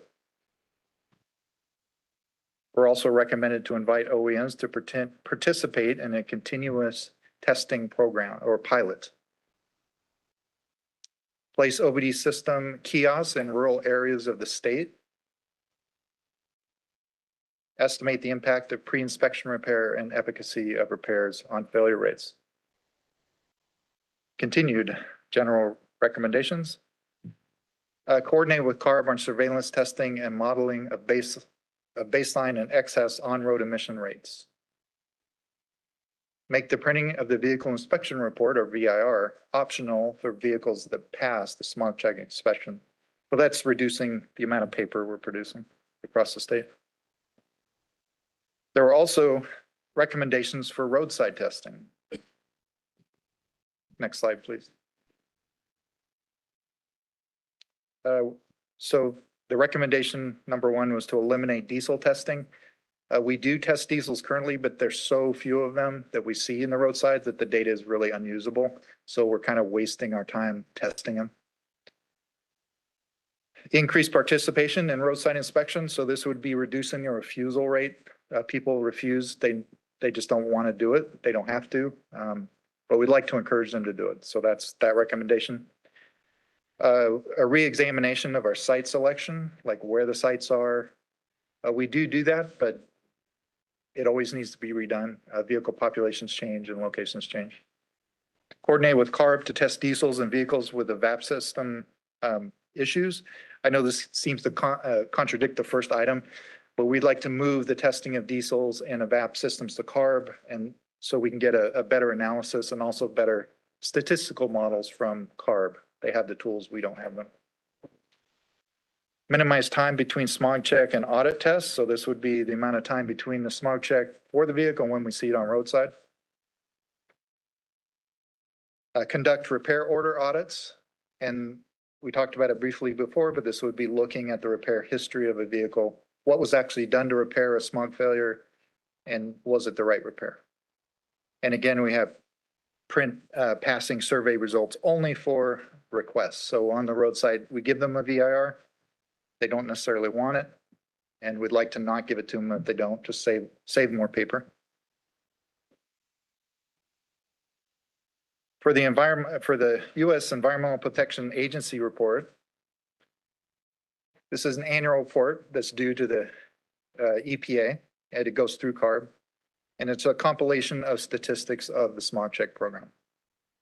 The report is used by the EPA to examine regional differences between programs in different states, and also what the volumes of vehicles that we're testing and how many there are and what the failure rates are across the country. Every odd number year, so 2025, the report includes summary information of what the program design is, what changes have been done to the program, other milestones. That was last year. This year's report, there was no additional information, just the required information. And CARB's required to submit that report by July 31st each year. That's been submitted, and we also had a letter of receival from EPA on this report. So that has been done. The reports, next slide. The smog check performance report can be found on the BAR website.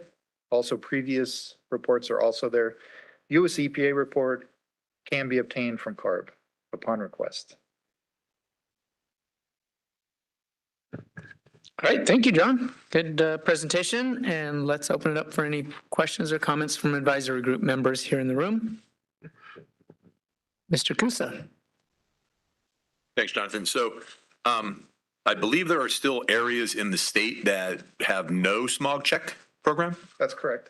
Is there any recommendation to expand the program to include those areas? And I don't know if it would include vapor recovery on fuel pumps, because those same areas there's no vapor recovery when you're filling your car with gas either, right? And that's probably outside of BAR's purview, but if we're I think that'd be a great idea, because I can't stand standing next to my car in Angels Camp and smelling gas. So yeah, so generally these requirements are what we can do as a smog check program to improve the smog check program. We do not dictate what areas get the smog check. Oh, gotcha. That's Okay. CARB.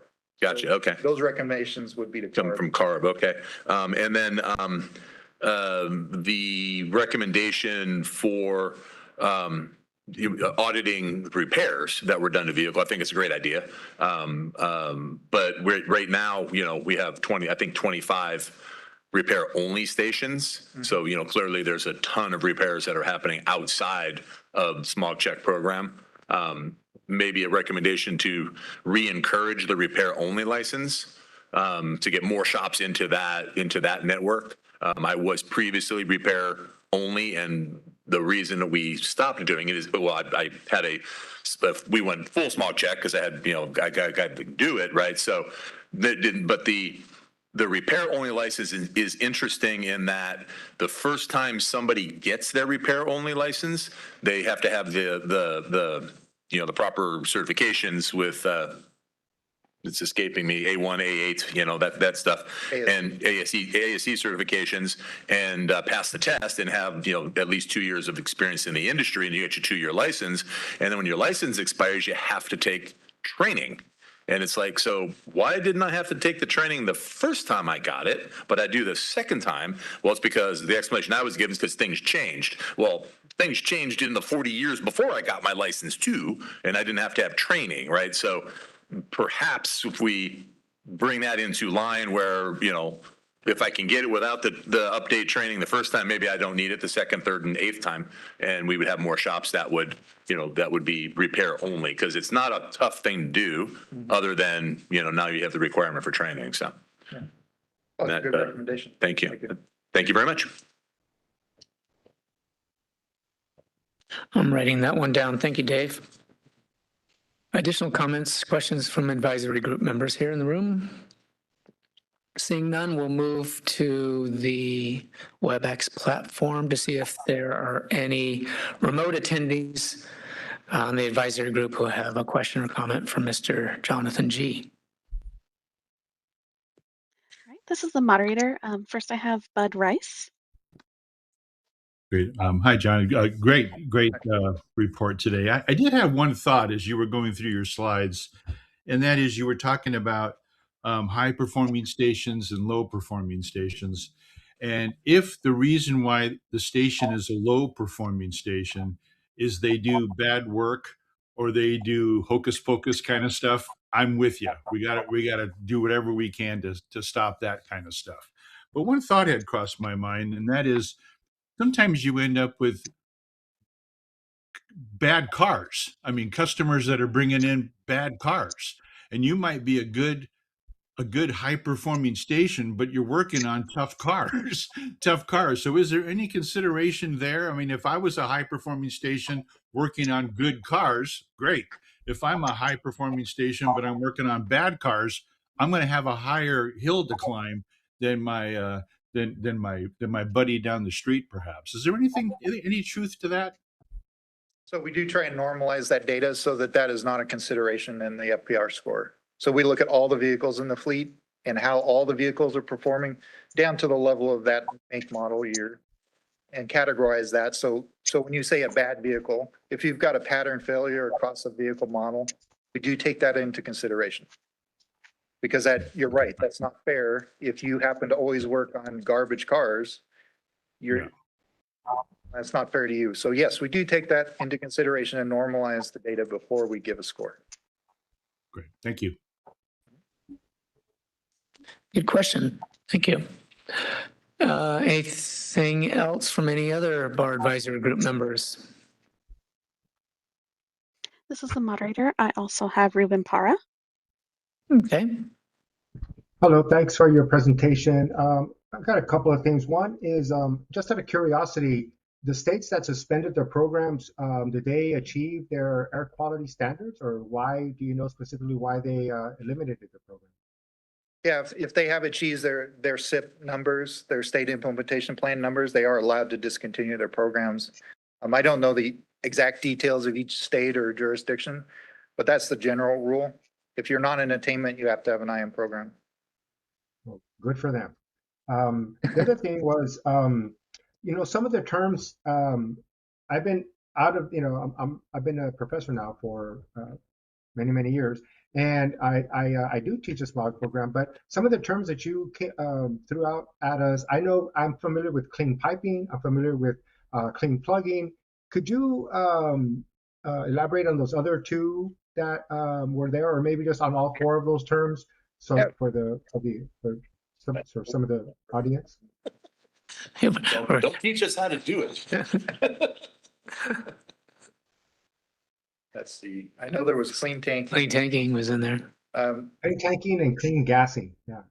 Yeah, so clean tanking is where you, that's an evaporative emissions test. So when we do the LEPFET Okay. test, they just plug into a tank that doesn't have a leak in it. That's what we call clean tanking. Tanking. Okay. Got it. And then clean gassing is where you plug into gas bottles as opposed to the tailpipe of the vehicle.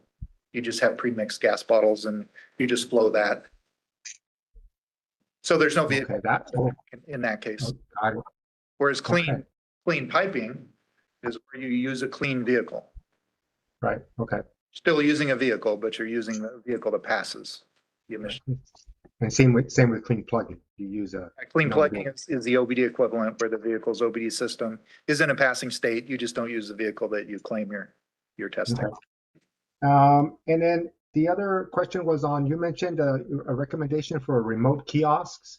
What would that look like? Would that be simply a consumer plug-in, and if it no visual, no nothing, just that's correct. Kind of like that idea for a long time. There's some logistical issues to that, but one version is where it'd be out in front of DMV. So you go to DMV, you need a smog. You go to the kiosk, plug in the vehicle, and that's the test. That would have to be pretty limited because there is no visual. There's no check that the catalytic converter is there. So that's why we've been reluctant to do that kind of process. But that's what it would be. Okay. And then the last thing, I think I got an answer to Dave's question about the training and the testing. I want to say it's the same like a smog check license when you're originally when you take the smog check license, you take a test. But after when you renew your smog license, all you do is you take training and you don't take the test. That's the answer to why training is involved when you renew your license, but not when you originally get your license. So that's I'm not saying that's correct. I'm just saying that's why. That's all I have. Thank you. Garrett Torgerson from the Engineering Research Branch has joined John. John, you didn't phone a friend, but a friend has phoned you. Yeah, sometimes the wrong friend just shows up. I just want to point out on the report recommendations, one of the requirements in law is that the contractor, CSERT, provides recommendations for program improvement. And so that doesn't necessarily mean that those are BAR's recommendations going forward. And so for, the kiosk, John talked about that a little bit. There's certain things like that that are really difficult because we have a serious fraud problem. And so, part of the requirements of maintaining the integrity of the program is that, we keep tight controls on who's plugging in the vehicle and what's going on at that point. And so some of those recommendations aren't necessarily ones that we groove with, but at the same time, as part of the process, that's what they are. So. Well, thank you for that additional context to those recommendations. Yes, that's a good point that they are independent recommendations. That was with CSERT at UC Riverside, not necessarily BAR's recommendations. Was that it, Ruben? Was there anything else? Nope. Okay. Additional comments from advisory group members? Okay, I don't think we have any more. We'll open it up for public comment on this agenda item. Anyone in the room? We do have someone. I think we've seen you here before. I've forgotten your name, so please introduce yourself. Again, keep comments to 2 minutes if you could. Thank you. Yep. Hey, my name's Sam Noriega. I'm the owner of Smog Check Plus, and I just had a couple of questions on the report or the recommendations, and I understand they're independent recommendations, but which do you guys take into consideration? Are you guys taking any of those recommendations into consideration based on that report? Oh, we'll evaluate all of them. Some are going to be more challenging and probably not doable without probably, I would expect some legislation or regulation changes on our part. And then there's other ones that we probably could do administratively. I think there was comments about limiting the paper and that's handed out to consumers on the roadside and at the smog stations or at the during the inspection or after the inspection. Got it. And then the disparity between the roadside and the smog check stations, it seems like this report, they're able to point out a bunch of other factors that may contribute to that. And so it looks more favorably towards smog shops, that there's not as much fraud as before. Is that the way you guys took that report this time around as well? Yes, it indicates that we have been cracking down on some fraud, and that's been helping. And there's a ton of external factors that they say have contributed to that disparity. It looks like. There are other factors, yeah. But fraud is one that we've concentrated on, and we are reducing it. Yeah, I guess as a smog shop owner, I hate to see a report come out that's saying a lot of shops are doing fraud, because then it makes us feel like, man, we're being getting sent undercovers. We're, they're trying to address fraud, but I don't really think that's happening so much. It's not as much as that report says. I think a lot of the cars that we test, like the older cars, and the disparity could be contributed to, we smog like secondary cars. Like somebody has a Toyota Corolla, it might have 150,000 miles sitting in the garage, comes out every 2 years for a smog check, whereas a roadside is going to wave down a daily driver that's being driven. So I think a good measure would be if you guys have the mileage between the last smog check and the current roadside test, to see how much usage has been done. I think that'd be a good factor in that report, something to take into consideration for the future. We do collect that, and one part of it is, you saw the recommendations to get repair orders, and that's where that's coming from, is because they're trying to identify why these vehicles are failing again. Not just fraud. We're trying to figure out, is the repair not effective? Are they doing the wrong repairs to get it through? And right now, we don't have visibility into how these vehicles are getting repaired. Or I guess I don't think that they're failing at a highest rate is for us, because we're testing the whole fleet of old cars that are sitting there that aren't being really used. And so I don't think there's fraud to be seen in that. I just think that it's just the test groups, there's a disparity within the test groups, that's all. And we do try and take that into account.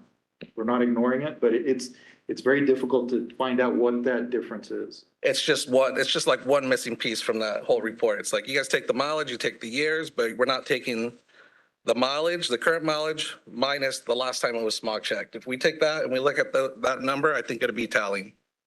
Thank you. Thank you. Thank you, Sam. Good to see you again. Additional comments on this agenda item from the public here in the room? Seeing none, moderator, could you open it up for public comment on this agenda item on the virtual remote attendee platform?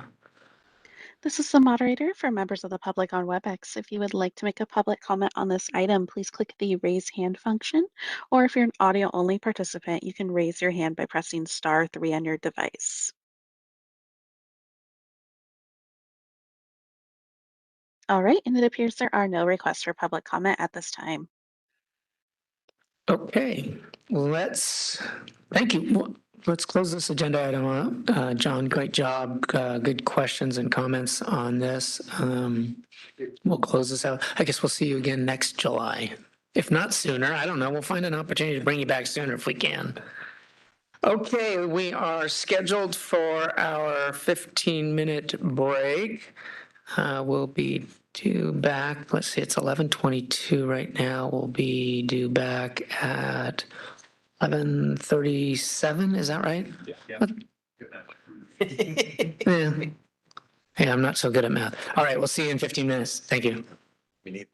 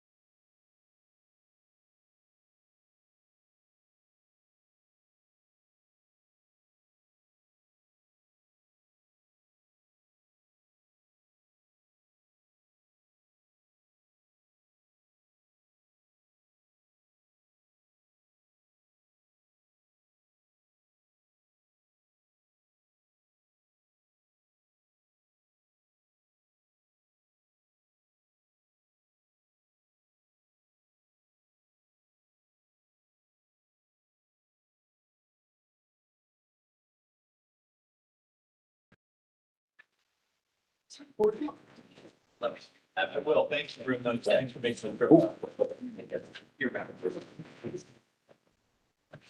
Okay, our next presentation is, it sounds very similar. It is probably very much tied to the previous presentation. This one's called the Smog Check Program Evaluation Update. And here to present on that is our Deputy Chief, Clay Leak, from the Bar Executive Office. Hello, Clay. Hello, good morning. Good morning.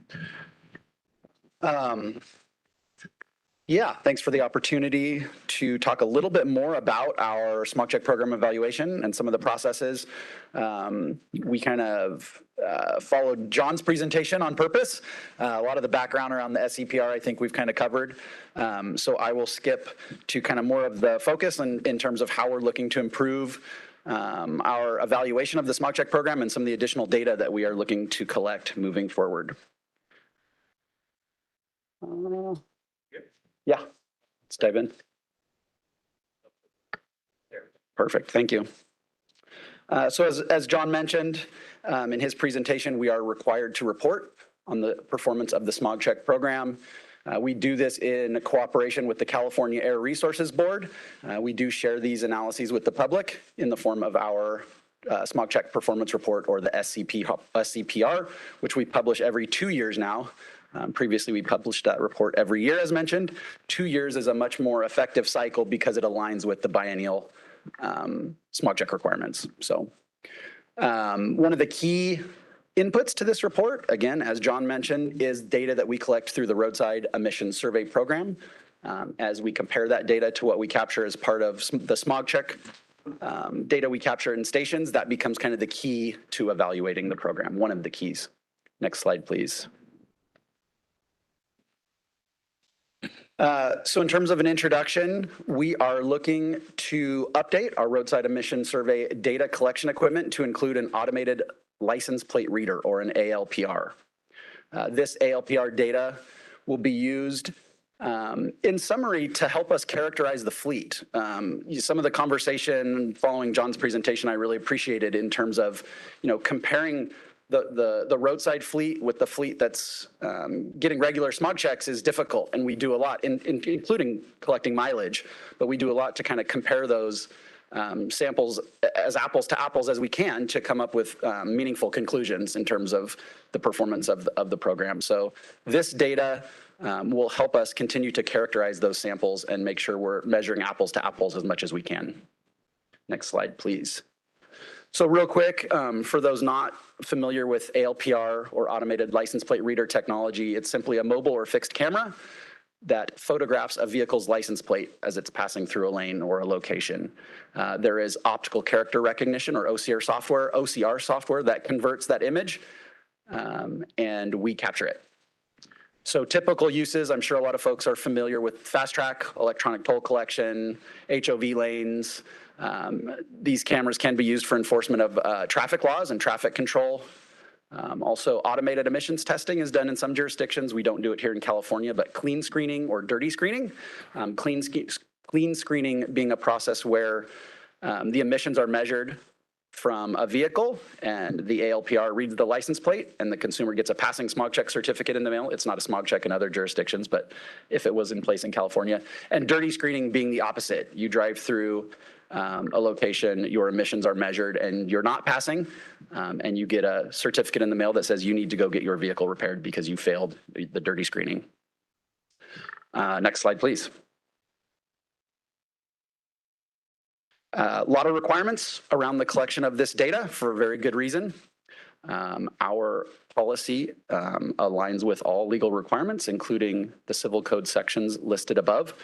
We do not plan on merging ALPR data with any personally identifiable information that would be included in the DMV database. And our policy is available on our website to be viewed by the public. Next slide, please. What are we planning to do with this data? As I kind of mentioned at a high level, we believe this data will allow us to come to some more meaningful conclusions with regard to the Smog Check Performance Report, including an assessment of model year distribution, of the fleet around each site, help us to determine whether the vehicles being tested at a specific location are an accurate representation of that population of vehicles in that area. Help us look at specific site patterns that potentially could lead us to look at different vehicle selection processes and also different site locations to obtain a more representative sample. Next slide, please. Next, an estimate of the motive power breakdown of the fleet. So again, having that license plate data will allow us to look at what vehicles are coming through the lane and hopefully come to some more meaningful conclusions. Additionally, an assessment of the percentage of unregistered vehicles in operation within kind of specific areas where our lanes are established. Again, looking to compare those samples as accurately as we possibly can. Next slide, please.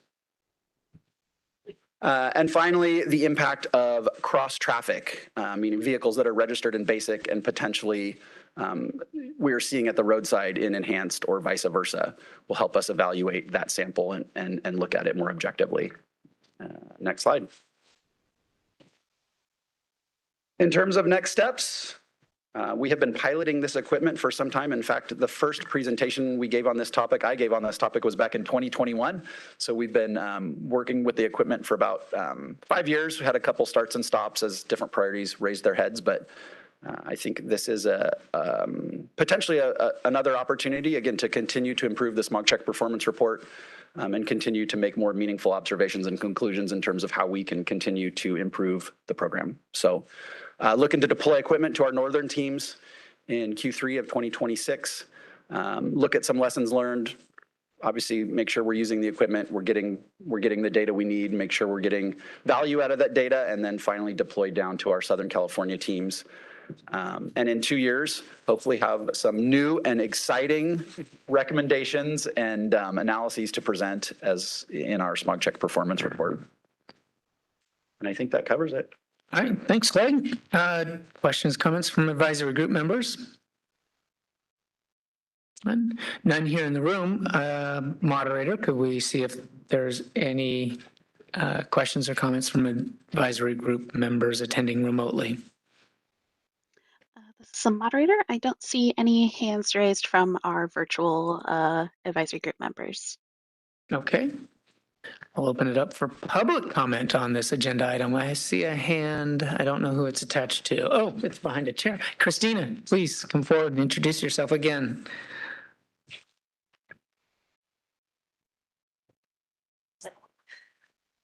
Is this thing on? Yes. Hi, Christina Cooper in 352 Innovation. So my question is more in terms of if you have a vehicle registered in a county that only requires smog check when it is sold or changes ownership, but you're visiting SoCal for a week or something, you get picked up by one of those scanners. Are you going to get in trouble for something or? Absolutely not. We're not tracing this data back to any individual or absolutely not.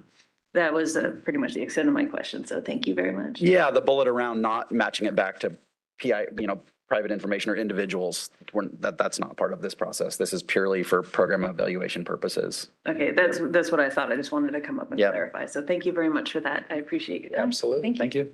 Thanks, Christina, for the question to get further clarification on that point. Additional comments from the public? Not seeing anyone else in the room. Can we open it up on the WebEx platform, moderator, for public comment on this agenda item? This is a moderator for members of the public on WebEx. If you would like to make a public comment on this item, please click the raise hand icon, or if you're an audio only participant, you can raise your hand by pressing *3 on your device.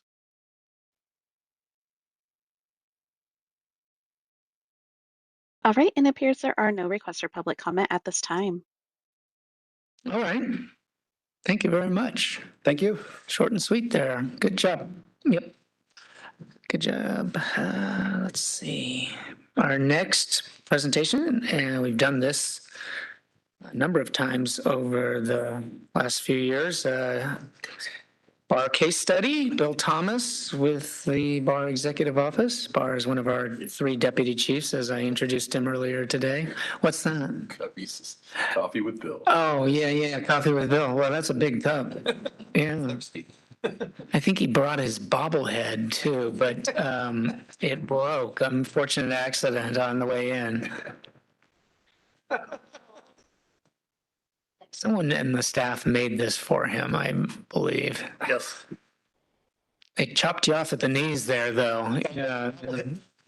Bobblehead Bill was supposed to join me today. However, I dropped him on the way in. It's kind of ironic. I just underwent knee replacement surgery, but only on the right side. So I guess But someone's anticipating your left knee also, I guess. moved out. Yeah. I don't know, but yeah, so I'll have to handle all the responses because Bobblehead Bill won't be able to say yes or no. All right, welcome, Bill. Here to give our presentation on another case study for all of you. Thank you. Thank you, Pat, and thank you, advisory group, for suggestions that we continue this bobblehead Bill, this coffee with Bill. I enjoy these presentations. I think we gain a lot of information back and forth, and thank you for having me here today. I want to do a case study today, and the presentation is, as it says, a case study, but it's more about an issue that we've raised before this panel, in conversations, in meetings with my field office staff. Just about anywhere we go, this is a topic that comes up a lot, and I think Pat felt this was the time for this conversation, and I'm glad to be here today talking about it. So I want to talk about a collision repair facility in the Los Angeles area, in Los Angeles County, which narrows it down to about 25% of the state. On April 21st, 2025, we issued an ARD, an automotive repair dealer registration, to a collision repair shop in Los Angeles owned by a limited liability company. As required, the applicant provided a physical address for the repair facility. However, documentation obtained during the investigation of some consumer complaints against this ARD identified a different address. On March 6, 2026, the ARD completed a business change request form online with BAR to correct the physical address. It wasn't, super nefarious. It was 2 numbers were transposed. So purely accidental, I'm certain, or maybe not. Next slide, please. Oh, you were already there. Zach's got me. He's, what would we do without Zach? John almost had to stop his whole presentation when Jack left the room. Sorry. Between May 2025 and May 2026, the Bureau received no less than 31 consumer complaints against this automotive repair dealer. I've said before that in this business, you're going to get a couple complaints a year. It's just the nature of automotive repair. I'm more concerned about an ARD that never receives a complaint. I'm second most concerned about, most concerned about the ARD that receives 31 complaints in 1 year. Nearly all complaints focused on allegations of fraudulent and exorbitant fees related to towing and storage. That's a hot topic. In most, if not all of the complaints, the ARD declined to offer any resolution to the consumer, despite, in most cases, BAR making a recommendation of a refund. Our complaint investigation focus, and boy, Pat and I have been saying this a lot to a lot of inquiries lately. Our complaint investigation focus is always on an attempt to resolve the dispute. We're a neutral third-party mediator, if you want to call it. There's this significant investigative aspect to it, but we put enforcement aside to try and resolve the dispute first. So we attempted to resolve the dispute between the parties. If we are unable to obtain such a resolution, it is closed and the information gathered is preserved for a potential future investigation. And unfortunately, if it's not resolved, the parties would have to seek civil remedies. And that's for other issues. Next, already there. Based on the allegations identified during the complaint investigations, BAR opened a formal investigation into the business practices. Our investigator reviewed the evidence from each complaint available at the time of the investigation, and then contacted the consumers to discuss the repair transactions and inquire as to whether they would be willing to sign a declaration detailing their experiences with the ARD. If they sign a declaration, they're committing to be a witness at an administrative hearing, should that happen, essentially. The investigator identified 5 consumers willing to be witnesses and conducted detailed interviews. We also went back out to the automotive repair dealer, and a separate investigator, as part of the complaint investigation, had spoke with the ARD, but this investigator went back to ask more poignant and specific questions in an interviews with the ARD's management to obtain their version of the repair transactions. There's always 2 sides to the story. The investigation confirmed violations of the Automotive Repair Act, Business and Professions Code, BPC, Section 9884.7.7A4, fraud, BPC 9884.7A1, untrue or misleading statements, BPC Section 9884.7A8, false promises to induce a sale, BPC 9884.7A3, failure to provide the consumer with a copy of a signed document, BPC 9884.7E4, intentional failure to disclose a material fact. E4 is a definition of fraud above. That was added in very recent legislation, I think our last sunset bill, as a matter of fact. And then finally, BPC 9884.8, failure to provide a final invoice. Bill, can I jump in real quickly? I meant to catch you before we went away from the last slide. Presentation's going great. I think it's important to explain why we put repair transactions in quotes. Oh, okay. No, I do know what it is. So it is their version of the repair transactions. Yeah, I was the one that put the quotation marks there. These repair transactions were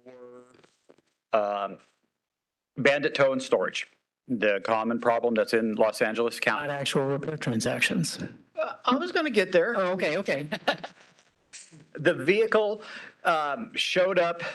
A tow truck collision occurred. In every one of these cases, a collision occurred, and a tow truck showed up and offered to tow it to this repair facility.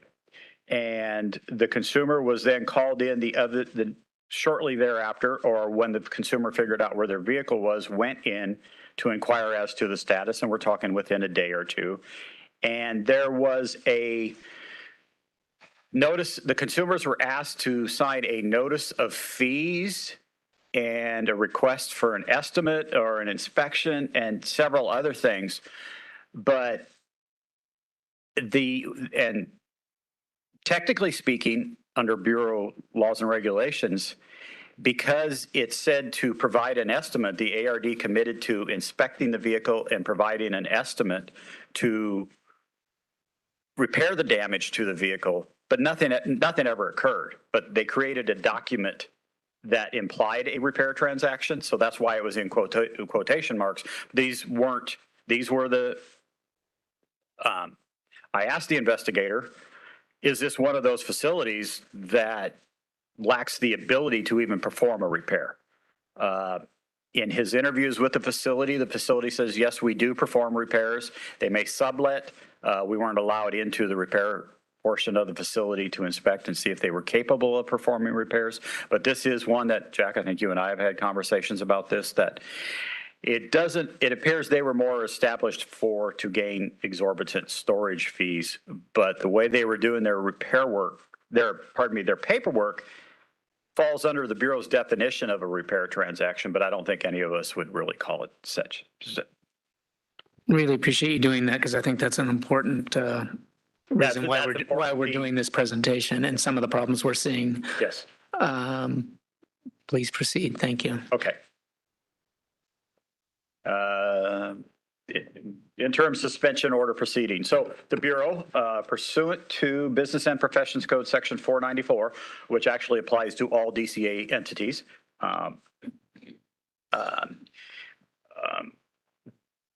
filed, we went to the Office of the Attorney General, and on May 6th, the AG filed a petition for an interim suspension order with the Los Angeles Office of Administrative Hearings.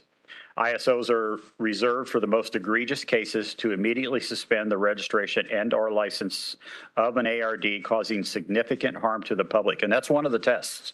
The ALJs, the administrative law judge at the Office of Administrative Hearings, that's a very high standard they hold us to. We have to be able to show the harm to the public from the actions of this repair facility.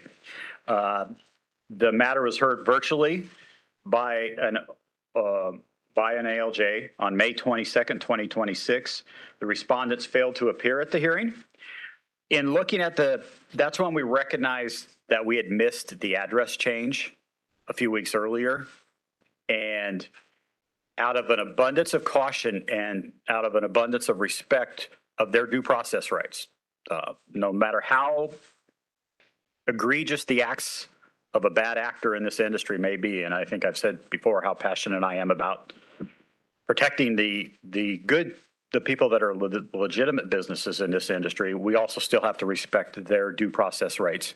Out of an abundance of caution, we determined that the notice of hearing may have been improperly served because it was served to an incorrect address. So the hearing was continued, and we reserved the notice of hearing for the interim suspension order. The matter was continued until June 12th, 2026 to allow proper service of notice. But lo and behold, they didn't show up again. This time our sympathies were gone. On June 19th, so we presented all of our evidence. They presented nothing. The ALJ issued an order granting the petition for interim suspension order. In granting the ISO, the ALJ specifically stated in this order that it is a public record. Respondents operated a predatory towing and storage scheme to defraud the 5 consumers and their insurance companies of thousands of dollars. And remember, this is 5 out of 31. So we're talking tens of thousands of dollars, if not more. Only 31 that complained. That's only the 31 that made it to us. And so after the interims, I beat you this time. After an interim suspension order is granted, after the petition is granted, we have to file an accusation within 15 days. The Bureau has to. The accusation that is required under that statute was timely filed and served upon respondents on June 30th of 2026. The accusation details the alleged fraudulent business practices demonstrated by the ARD and lists 32 individual causes for discipline, including fraud, false and misleading statements, unlawful towing practices, and failure to provide records to BAR. Respondents had until July 15th, 2026 to file a notice of defense. For questions regarding where this is at, I would refer you all to a presentation I made on January 28th, 2021 that outlines our disciplinary process, and we are about 2 steps past the filing of the accusation. That's really all I could say at this point. So, but it is proceeding through the adjudication process. As far as, so, and this is to Pat's point for having me back up a little while ago. This goes to a question, Jack, you've asked me in workshops on the storage regs, and how does BAR address ARDs that appear to be registered for the sole purposes of getting the market rate for fraudulent towing and storage practices? And really, I think I've joked, maybe not in this forum, but some of these ARDs, they don't even own a hammer, let alone anything else necessary to repair a car, and especially let alone anything to perform proper collision repairs. So what is the solution? Is it SB 1112, the Archuleta bill, that seeks to have a notice provided, and that was presented by Deputy Chief Jansen earlier? Licensure of collision repair or inspection facilities, collision repair equipment requirements. And those currently exist in Title 16 California Code of Regulations 3351.5A and B. As of right now, our understanding, the Bureau's understanding is it doesn't, those two equipment requirements sections of regulation do not address the problem because of the verbiage that performs. So an ARD that performs collision repairs, or that is performing, that's in sub A, or that is performing in sub B. That language, these facilities that are registered like this are very clear. Well, we don't perform the repairs.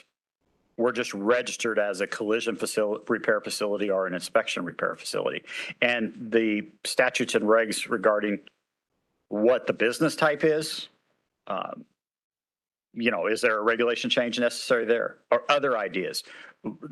This is an ongoing problem. I think our storage regulation package that was discussed earlier as well will get us close in that this facility, and again, in 3 or 4 days of these vehicles being towed to the facility, the charges are in the $4,000 to $5,000 range already for storage and fees.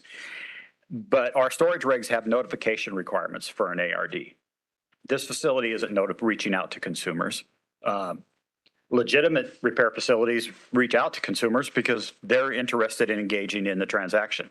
Illegitimate or fraudulent businesses try and avoid the consumer and play shell games with the vehicle. So there's some relief in our regulations for that, but is more needed. And these are open questions for all of our stakeholders to provide and during the comments after my presentation.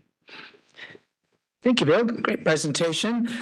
This is very similar to what we would call a regulatory workshop, except it's not called a workshop because we don't have a proposal. We don't have a regulation that's been drafted to share with all of you.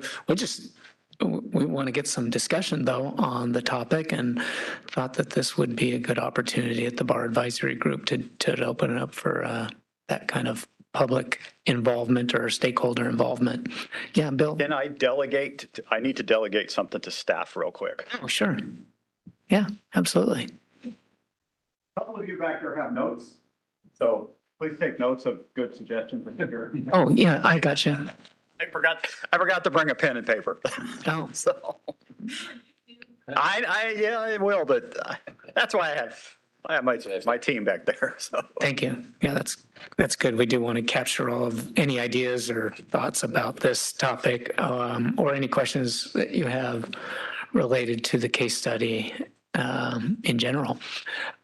Open it up for the Bar Advisory Group members here at the table, here in the room here. Jack Molodonov. Thanks, Bill, for the presentation. Yeah, we've talked about this for many years. I've got a few things here I just wanted to talk about. The first thing was really troublesome is that, that the 31 complaints in a year, I mean, that's a lot. And we know that those are the ones that made it to you. I'm sure there were a lot more complaints that didn't make it to you, right? And I was thinking 31, that's like not quite 3 a month. But at some point, when does the BAR say, hey, there's a problem here?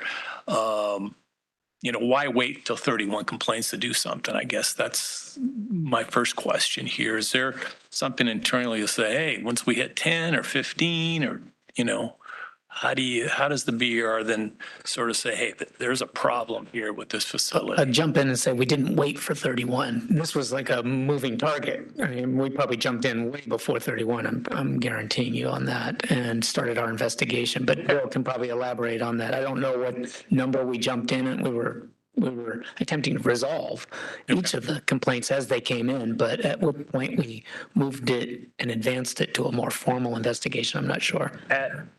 Again, and as I mentioned in the presentation, and to Pat's point, that was through May of 2026.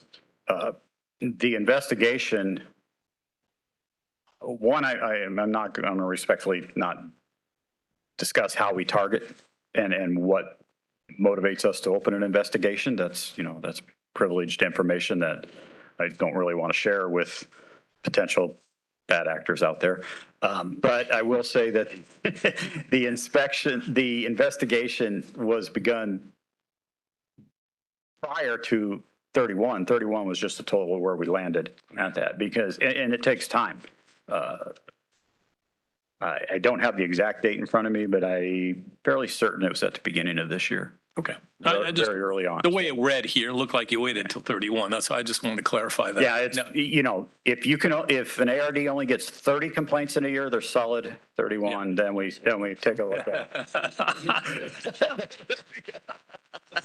2.5 per month is okay, but 2.6 per month, nope. You know, the one thing that stands out, other than calling themselves a collision repair facility of some kind, these folks are clearly in the business of towing and storage. I mean, they weren't in the business of repairing vehicles, diagnosing vehicles. I think, you know, after, you know, you see this, it's pretty clear. And I think that's one of the issues that somehow we need to distinguish between folks that call themselves, you know, collision repair or auto repair, but their business is primarily towing and storage, right? Because the legitimate good guys that, you know, repair vehicles in the collision repair industry spend hundreds of thousands of dollars, you know, in terms of equipment and training and personnel. And their primary business is to repair vehicles. They do store vehicles, and that's ancillary, but that's not their primary business. They don't make their money, you know, primarily, you know, in storage. So somehow we need to distinguish. In terms of fixes, I know you're looking for ideas, but, you know, one of the things that we may have talked about, or I know I've talked about it, is simply defining, you know, what, you know, a facility, you know, distinguishing between these towing and storage facilities versus, you know, the repair facility. So, you know, one of the things we did and it was mentioned earlier, was the glass bill, SB 988. That was definition of what a glass shop was very general. And so we defined it as some, you know, you're primarily doing glass work or windshield work. And maybe as simply as just define whether it has to be done in regulation or not. But, you know, if you're primarily doing, you know, repairs and collision repair, defining what a collision repair facility, a little better definition, I guess, and distinguishing, you know, the towing and storage folks that they may do some, they may have some equipment, and maybe, like you said, they're doing some subletting but you can definitely tell that's not what they do. I mean, it's just a sham, right? And I think these consumers who were involved in this were fortunate that this facility was, you know, register with BAR, because I'll tell you, most of them are not. And when I get a call from a consumer and says, hey, you know, I can't find my car's here, the first thing I say, are they registered with BAR? Because they can file a complaint, go in and mediate, you know, and help them out. If they're not registered, they're done. I mean, there's not much they can do. The district attorney won't take it. And as we know, towing facilities are not registered or licensed with any state agency. It's sort of an unregulated, but they're sort of kind of falling into the ARD, as you mentioned, because they get higher rates, reasonable rates. So that's why they're coming in. So I think one of the solutions, or at least one of the ideas, is clarity in terms of definitions. And I don't know how you feel about that, but I really do think that's important, because we're mixing, you know, you're calling a collision repair facility, clearly whatever these guys were not a collision repair facility other than the name. So anyway, one of the ideas is just a definition of doing that. So I'm really glad that you guys, you know, that took action on this. And I think this was important in a case, because I know that this information was presented to Senator Archuleta's office, who's doing, you know, SB 1112, letting them know what BAR does in terms of, you know, automotive repair dealers, if they're doing, you know, any kind of, you know, bandit tows. But this is a serious problem. I know it's It's primarily down in Southern California, and it really needs to be addressed. And it probably is going to need some sort of legislation to deal with the bandit tow issue. And I know some of the consumer groups are looking at doing some legislation next year as well, but it is a big issue that needs to be addressed. But in terms of what the BAR is doing, I'd like to distinguish the good guys that are doing legitimate work from, these fraudulent people that are not somehow.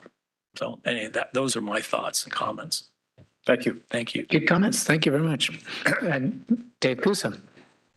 Thanks, Pat. So I think, clearly, I think Archuleta will help in this. To be a licensed, smog check repair or vehicle safety inspection, we have a prescribed list of equipment that you have the ability to inspect and ensure is actually there. You had mentioned that you wanted to see the collision repair, but you couldn't, right? Because that's so.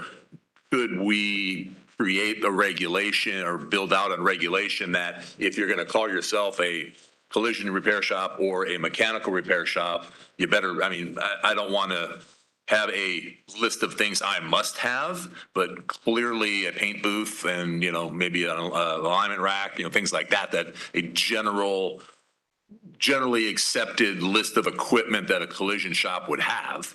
Right. And we need the ability to inspect. Right. So when someone says, I want to be a collision repair shop, here's my registration, you can go, okay, and go on out and go, yep, you are a collision repair shop or an auto repair shop. Right. Not a scammer. And I don't know if that's feasible or not, but. Yeah, the challenges I think we face there are with both of the programs you mentioned, the vehicle safety and smog check. The equipment is prescribed and an inspection to verify that equipment is prescribed in statute. With collision repair facilities, it's just a business type selected on an application.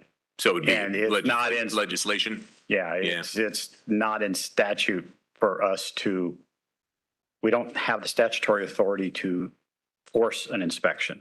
Okay. Or have a penalty for failing to let us inspect it. And that's why that's why the investigator just said, oh, well, okay. Sounds like a niche needs filling. Get out of it, Jack. Thank you. Good comments. Thank you very much, Dave. Additional advisory group member questions or comments on this presentation? Not here in the room. Let's open it up for advisory group members listening in and participating remotely. This is the moderator. I have Les Schweizer. All right, good. Les, welcome. Hi, yeah, I think I've got to go with Jack on this, that, good solid definitions are key to this, and it seems like a legislative statutory fix is going to be the best way to address it. And I hear what Bill's saying. You can't just throw in a makeshift definition via regulation. So that's for what it's worth. I'm with Jack on this. That we need a better definition here. Thank you, Les. Yep.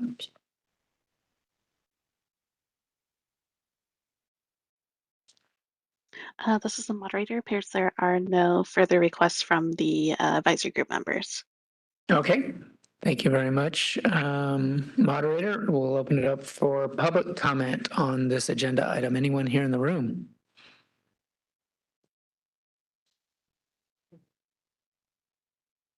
Seeing none, we'll open it up for public comment on the WebEx platform. Moderator, please open it up for public comment. This is the moderator for members of the public on WebEx. If you would like to make a public comment on this item, please click the raise hand icon. Or if you're an audio only participant, you can raise your hand by pressing *3 on your device. And it looks like I do have a request from Greg M. Kelly. Greg, you'll be given 2 minutes to speak and a 30-second warning. Please click the unmute me button when the prompt appears on your device.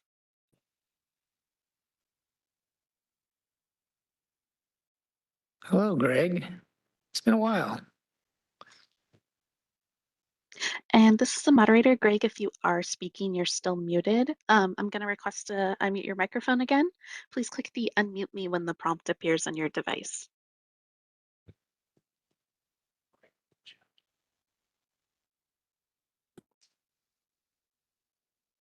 Am I on there now?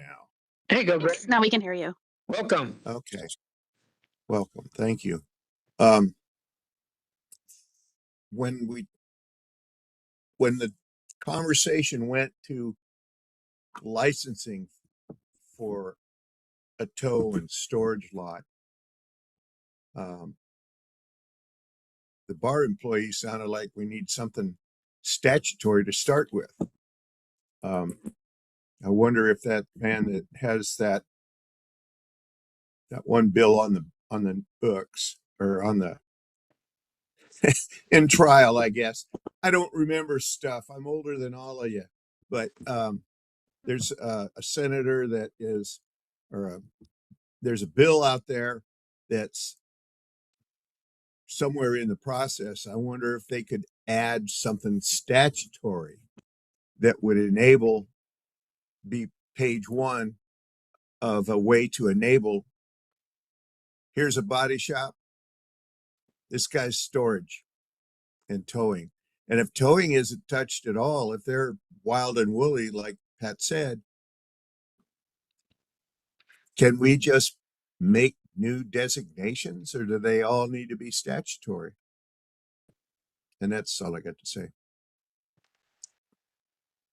Thank you, Greg. I don't know if that answers the question. I mean, we'll have to look into it and see what could be done regulatorily speaking versus statutory requirements. I will point out that we have our sunset review that it will be coming up next year, and there is the opportunity for legislative changes to improve the operations of the Bureau.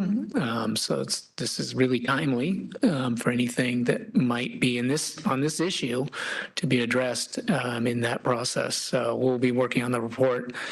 We are working on the report, have been for a couple months now, and it is due to the legislature in January of 2027, right after the new year. And then shortly thereafter, sometime late February, early March, will be hearings before the legislature.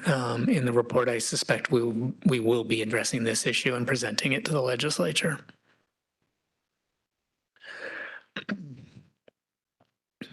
Any other questions, comments from the public on this agenda item? This is the moderator. It appears there are no further requests for public comment at this time. Okay. Circling back, no, not seeing anyone else. Not too bad. Pretty good. But we'll be looking at more of this issue and certainly keep apprised of the case. As Bill said, it's somewhere in the process, but we can't comment on any more than we have at this point. But stay tuned. I'm sure there'll be some more public information about all of the details on that coming forward before too long. Yep. Thanks, Bill. Very near future. Thank you, Pat. Thanks, Bill. Thanks, everybody. You can fix your mobile heads. Yeah, let's get some super glue. Tragic. Zach's on it. All right, our next agenda item, I don't think is a presentation. Yep. It's the handouts that were already made available when we posted the agenda. And as we usually do, we provide quarterly updated information on enforcement statistics and licensing statistics for the Bureau. Those have been available since the posting of this agenda. Are there any comments? We'll combine them. I won't take them separately because they're virtually the same thing, just two different areas, enforcement and licensing. Any questions or comments about the handouts? Okay, Dave. Thank you, Jack. Pat, sorry, Jack's over there. In the first table, the population by license type, ARD 35,390. Can we differentiate that from collision repair and mechanical repair? Is it can we or should we? I mean, I think we should, but can we? I'll take a look at that. An ARD has the ability to present, when they're filling out an application, identify themselves, their primary and secondary business type, And I guess we could draw some conclusions about, yeah, based on what they have marked, whether they're mechanical or collision. Thank you. Maybe we'll put a footnote just to say this is an estimate, yeah, or something along those lines, not necessarily may not be completely accurate, but a good, our best guess. I do know there was a comment or a question related to the failure rate on some of our exams.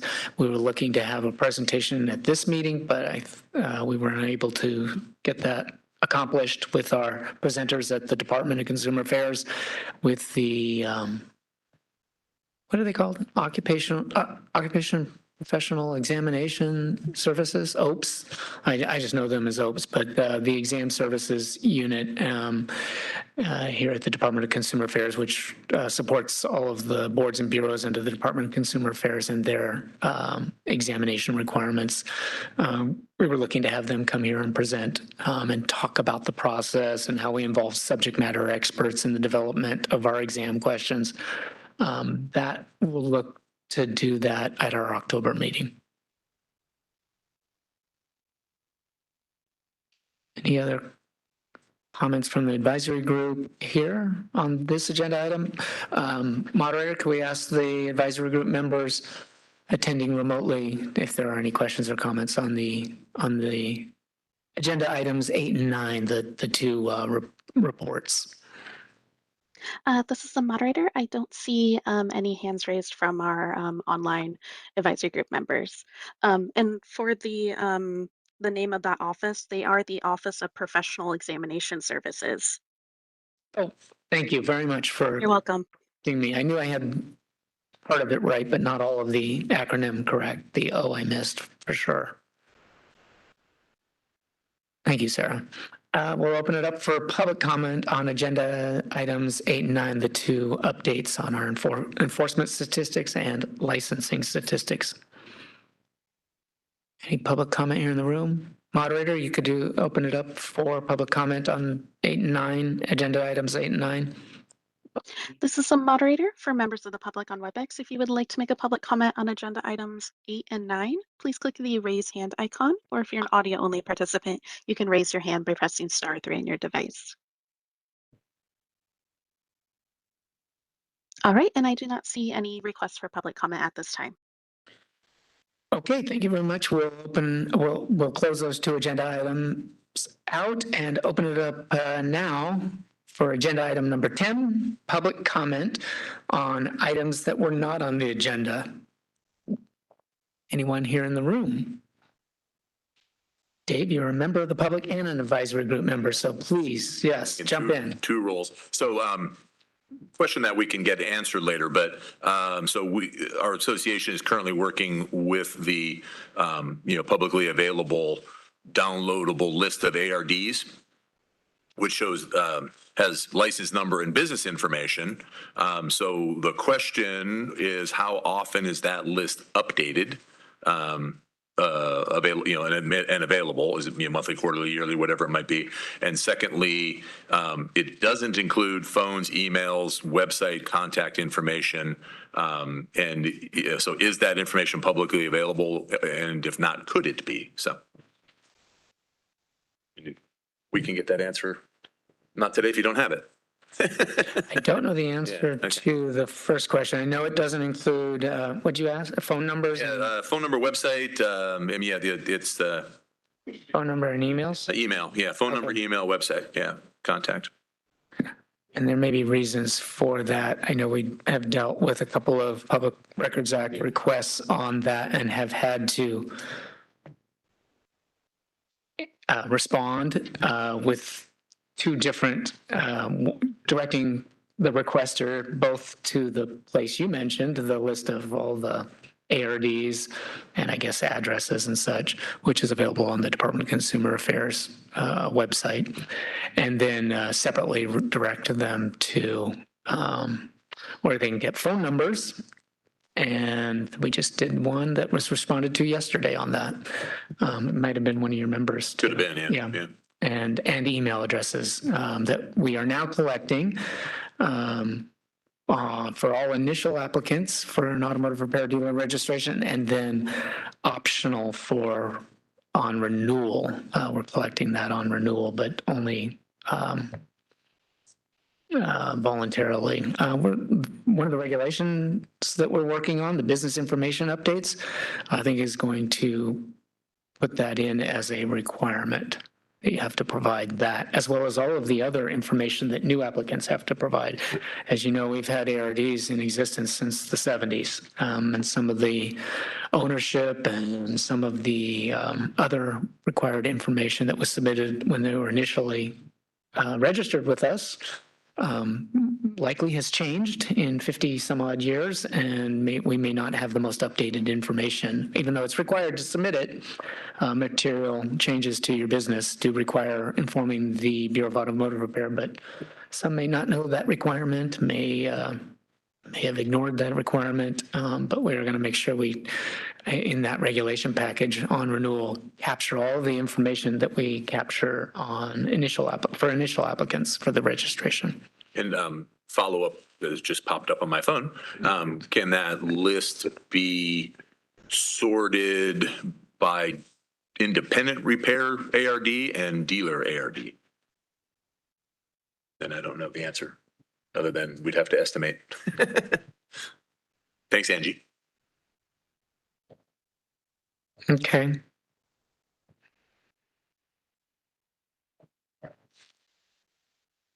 Thank you for those questions. We'll look into that. Yep. And we will get back to you. Other questions or comments or announcements for items that were not on the agenda today? Oh, Christina, sorry. I'm blocked partially by a chair here, so I see a few fingers, maybe a little bit of your wrist, but. Okay. Thank you. Christina Cooper, 352 Innovation. So as you know, 352 Innovation came about because I wanted to help my friends who are in the automotive industry better understand clean vehicles. And so I see an opportunity now. This isn't really something, I'm just bringing this up as something to think about and maybe something to work towards. So California Resources Board, and Oh, sorry. Thank you. So Christina Cooper, 352 Innovation. And as you know, 352 Innovation was created because I wanted to help my friends in the automotive industry better understand clean vehicles. And the California Resources Board, so we're also doing conversions to zero emission powertrains of conventional vehicles, converting to all different manner of zero emission powertrains and near zero emission powertrains. Now, the California Resources Board, their aftermarket division can certify that conversion as a certified zero emission powertrain. And I wanted you guys to consider if maybe opening up, working with CARB to help maybe smog shops pivot into doing that kind of certification in the future as conversions take off and give them a space to pivot into that would kind of be in the same lane. So that was just kind of my thoughts on that. Something to think about. And the best part, sorry to interrupt, but the best part about that zero emission powertrain certification is that CARB will, then you can, as the quote vehicle manufacturer, you can now be eligible to put that vehicle in for purchase through these grants and the stuff that CARB is offering for the small businesses and the fleets and those and that. So there's a big opportunity for doing those conversions, getting them certified, because then they can be eligible for being purchased you can apply to be an eligible manufacturer that can be then sold under these grants and other opportunities, and then also sold as a new zero emission powertrain. So just something to consider for the smog shops as a way to pivot. Thank you. I'm writing notes down right now about that. Okay, I'll talk to the staff about how we bridge that or make that known to smog facilities. Okay, it's a good idea. Thank you.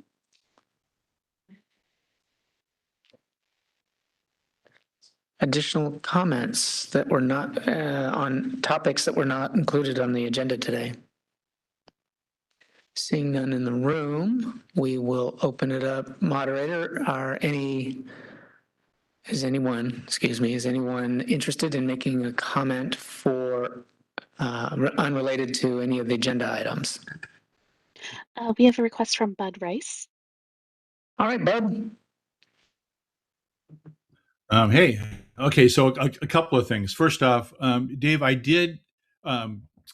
Jack and I have been chasing Pat around for quite a while about this email listing stuff, and I actually did get a response on July 14th from the PRA that actually gave me a listing. It's about 3,800 names and email addresses and that kind of stuff. Let me see if I can't forward that over to you so you can kind of look at it a little bit.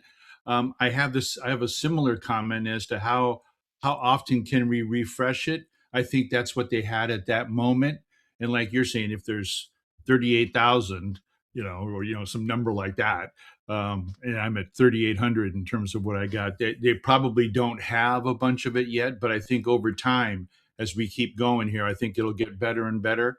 And like you, I think it's a great way for at least for you to be able to reach out and say hi to a shop, and then they can either decide they want to keep talking to you or not talk to you. But I think it's a great way for at least to start a conversation with a lot of people that are in our industry. So that's kind of what we were looking to do as well. So I just wanted to make that comment. Second comment I wanted to make is most of the time, as many of you may know, I try my best to get there in person, and I had some health issues and that kind of stuff. So that's why I'm in recovery mode. So I'm trying to get feet back on the ground a little bit. But as I'm looking at being on this Zoom call, I look at Ruben and he looks like he's a secret agent, man. I mean, he looks good, and then I see Jack, he's got the flowing hair.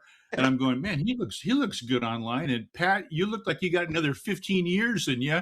And I look at myself and I got a growing forehead, like I got more brain or something's happening, but I got a bigger and bigger forehead, and it just doesn't look. I got to get back in person again because me looking online here is not good. But it's better filter. I was going to say, you should see Jack in person today.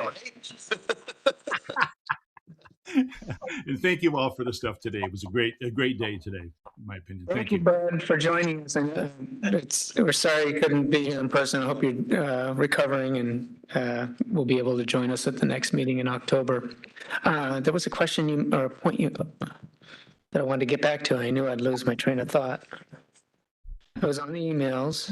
Yeah, it was the PRA section. Asking for emails, all new applicants for an automotive repair dealer registration are required to, and then we started adding that to the renewal process for all of our long-term or long-standing automotive repair dealers. So on renewal, we're capturing that voluntarily. They still, until that regulation change comes that we mentioned a little earlier today, comes about and gets adopted. So that only started collecting it on renewals back in April, I think it was, May, maybe. So just you only had a couple months worth of renewal information from ARDs that were supplying that, and again voluntarily. But most of them are. I'd say it's probably about 80 or 90%. I don't want to say compliance, but participation in providing that email address. And we put all the proper disclaimers out there about this could be subject to a PRA, so on and so forth. And that's available on our website. But I guess if you asked in a year's time, you'd have all the renewals have been processed, and then you'd see a lot greater number than the 3,800 you currently have.